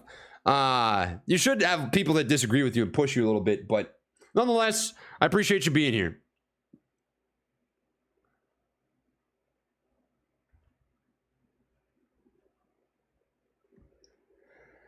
Look at finance news titles. That's clickbait. It is. Yeah. Oh yeah. It's all over the place, man. Like I said, clickbait is a fine line. I think the gray area for clickbaiting people is what you're saying true or is it false? If you're promising something in your clickbait that isn't in the video, that's too far. If you're clickbaiting people by like using some really fancy words, maybe some really clickable words that add maybe a little more hype, right? It's a gray area. There's red and green areas. It's tough. It's tough. Sometimes I've over clickbaited, sometimes I've under, but I like to think when I have nothing that's crazy, I'm not going to make it into something crazy, you know? Like, we're not at Moass territory. AMC right now isn't there. We need more setup, right? The setup's not there. Once things look crazy, once we look like we're set up for a squeeze, well, we talk about it. But we're not there yet. We're crossing levels. You cross levels, you work your way up. GameStop, I also think isn't there yet. GameStop, I think, has to cross the same holy grail line as AMC. It's this one. Dates all the way back to June. Once GameStop breaks this holy grail line, which, by the way, connects all the way back to, you can actually say January of 2021, then I think you got some massive moves, but hasn't broke it yet. When it does, it'll go nuts. Levels. That's what we're waiting on. You're waiting on specific levels. Yo, what's up, RNLD? Good to see you. How can everyone withdraw money from their respected platforms? You mean your broker, Joseph? You just go to your broker and you withdraw money that you want to withdraw.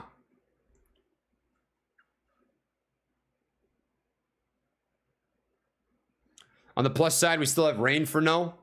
Rain for now? Rain for no? Am I misunderstanding that? What does that mean? Rain for no?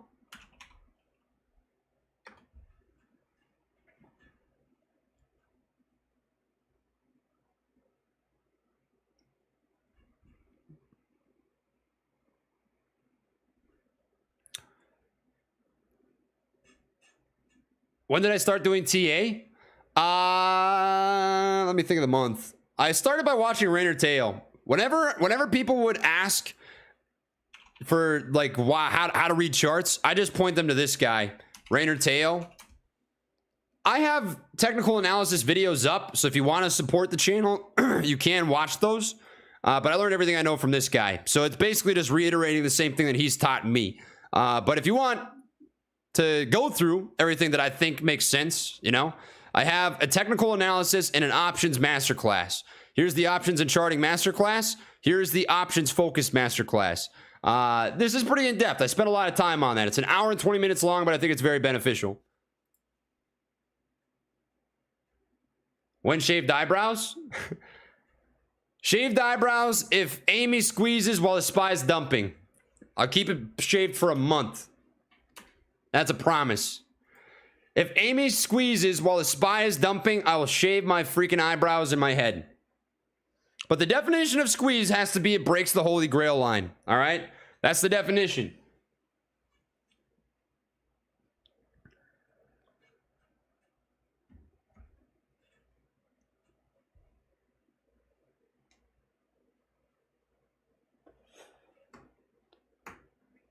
Oh, they'll grow back, Steven. Just very slowly.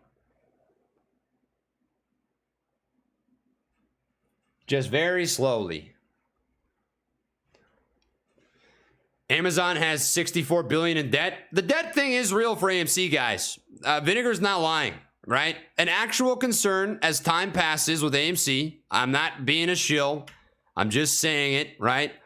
There's a reason that AMC's gone down over the last 9 months without technical setup, right? Without momentum. It's because they're cash flow negative and they have debt, right?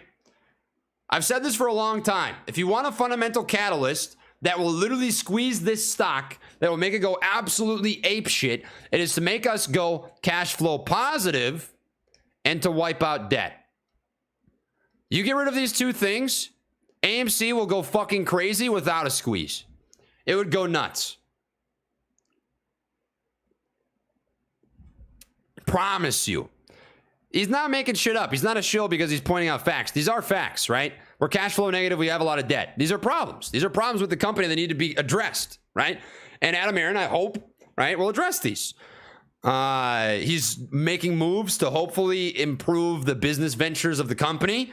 He hasn't really tackled the debt yet. Two problems. You get rid of these two problems, shorts will not want to be in the company. Will not.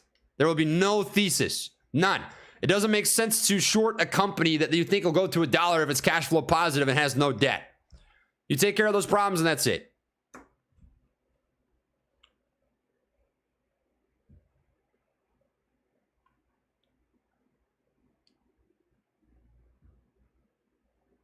If inflation continues, AMC's refinanced debt would be better than cash. But I would rather see debt itself isn't bad, right? But I do think debt when you're cash flow negative is bad. That's my argument to you, Wired. There's such a thing as good debt, right? I don't think that AMC's debt is good debt.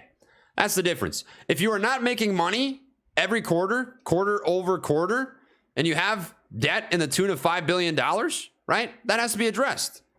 It just has to be, right? We have to eventually address that. If we were cash flow positive, I would 1000% agree with you. I would have a far less problem, significantly lower problem with the debt if we were cash flow positive, which I think could even happen Q2. Who knows, right? Maybe that's the pounce thing. Maybe that's what he's waiting on. Maybe Adam Aaron is waiting for Q2 to come in and he's going to say, hey, look, this is our first profitable quarter in 2.5 years. This is fucking amazing. That would be a insane fundamental catalyst for the company. And if that's the case, and that's what he's waiting on to quote unquote pounce, it could be good, right? But we have to wait and see. That's my take. Both of these things, you get rid of them, company will go nuts. I'm certain of it. It would be a positive thing for the company.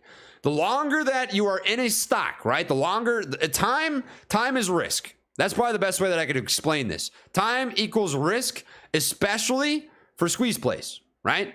As time passes, the longer time gets, the correlation is fundamentals. If this is a fundamental chart down here, fundamentals matter more and more and more. They just do, right? If this is, let's just say correlation to price. The longer time passes, the more correlation to price fundamentals typically will have. This is time. This is correlation to price, fundamentals. You address these two things, right? Debt, cash flow, makes a big difference.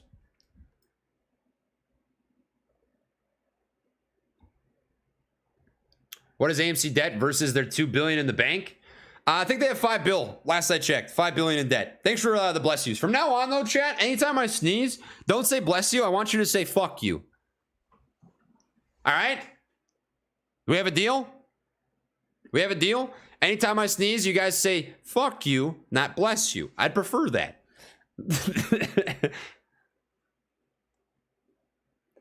7th August, an 80-year-old law saying cinema chains cannot own their venue. Have you heard anything on that? Could be Aaron will start buying venues, not leasing. Oh, I know what you're talking about. Yeah, some people are hypothesizing that's what he means when he says pounce. I think it's a rumor. I'd wait until he addresses it.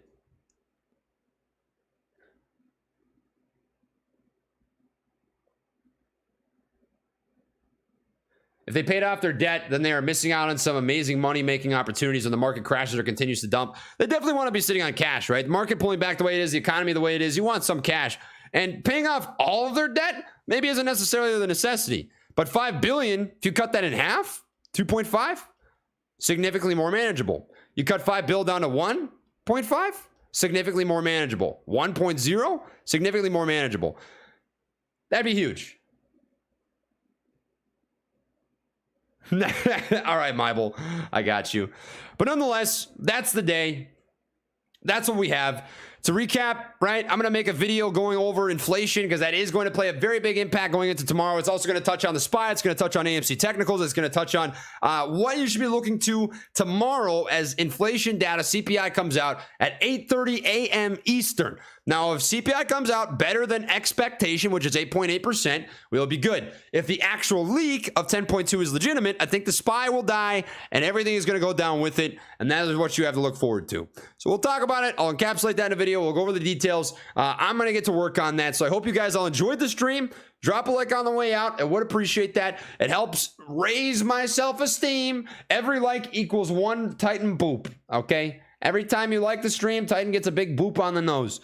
And we'll catch you back for some more YouTube live stream tomorrow. I am going to be live on Anti-Juicer tonight. If you'd like to stop by, we usually start at 7 to 8 p.m. Eastern time, which is 6 to 7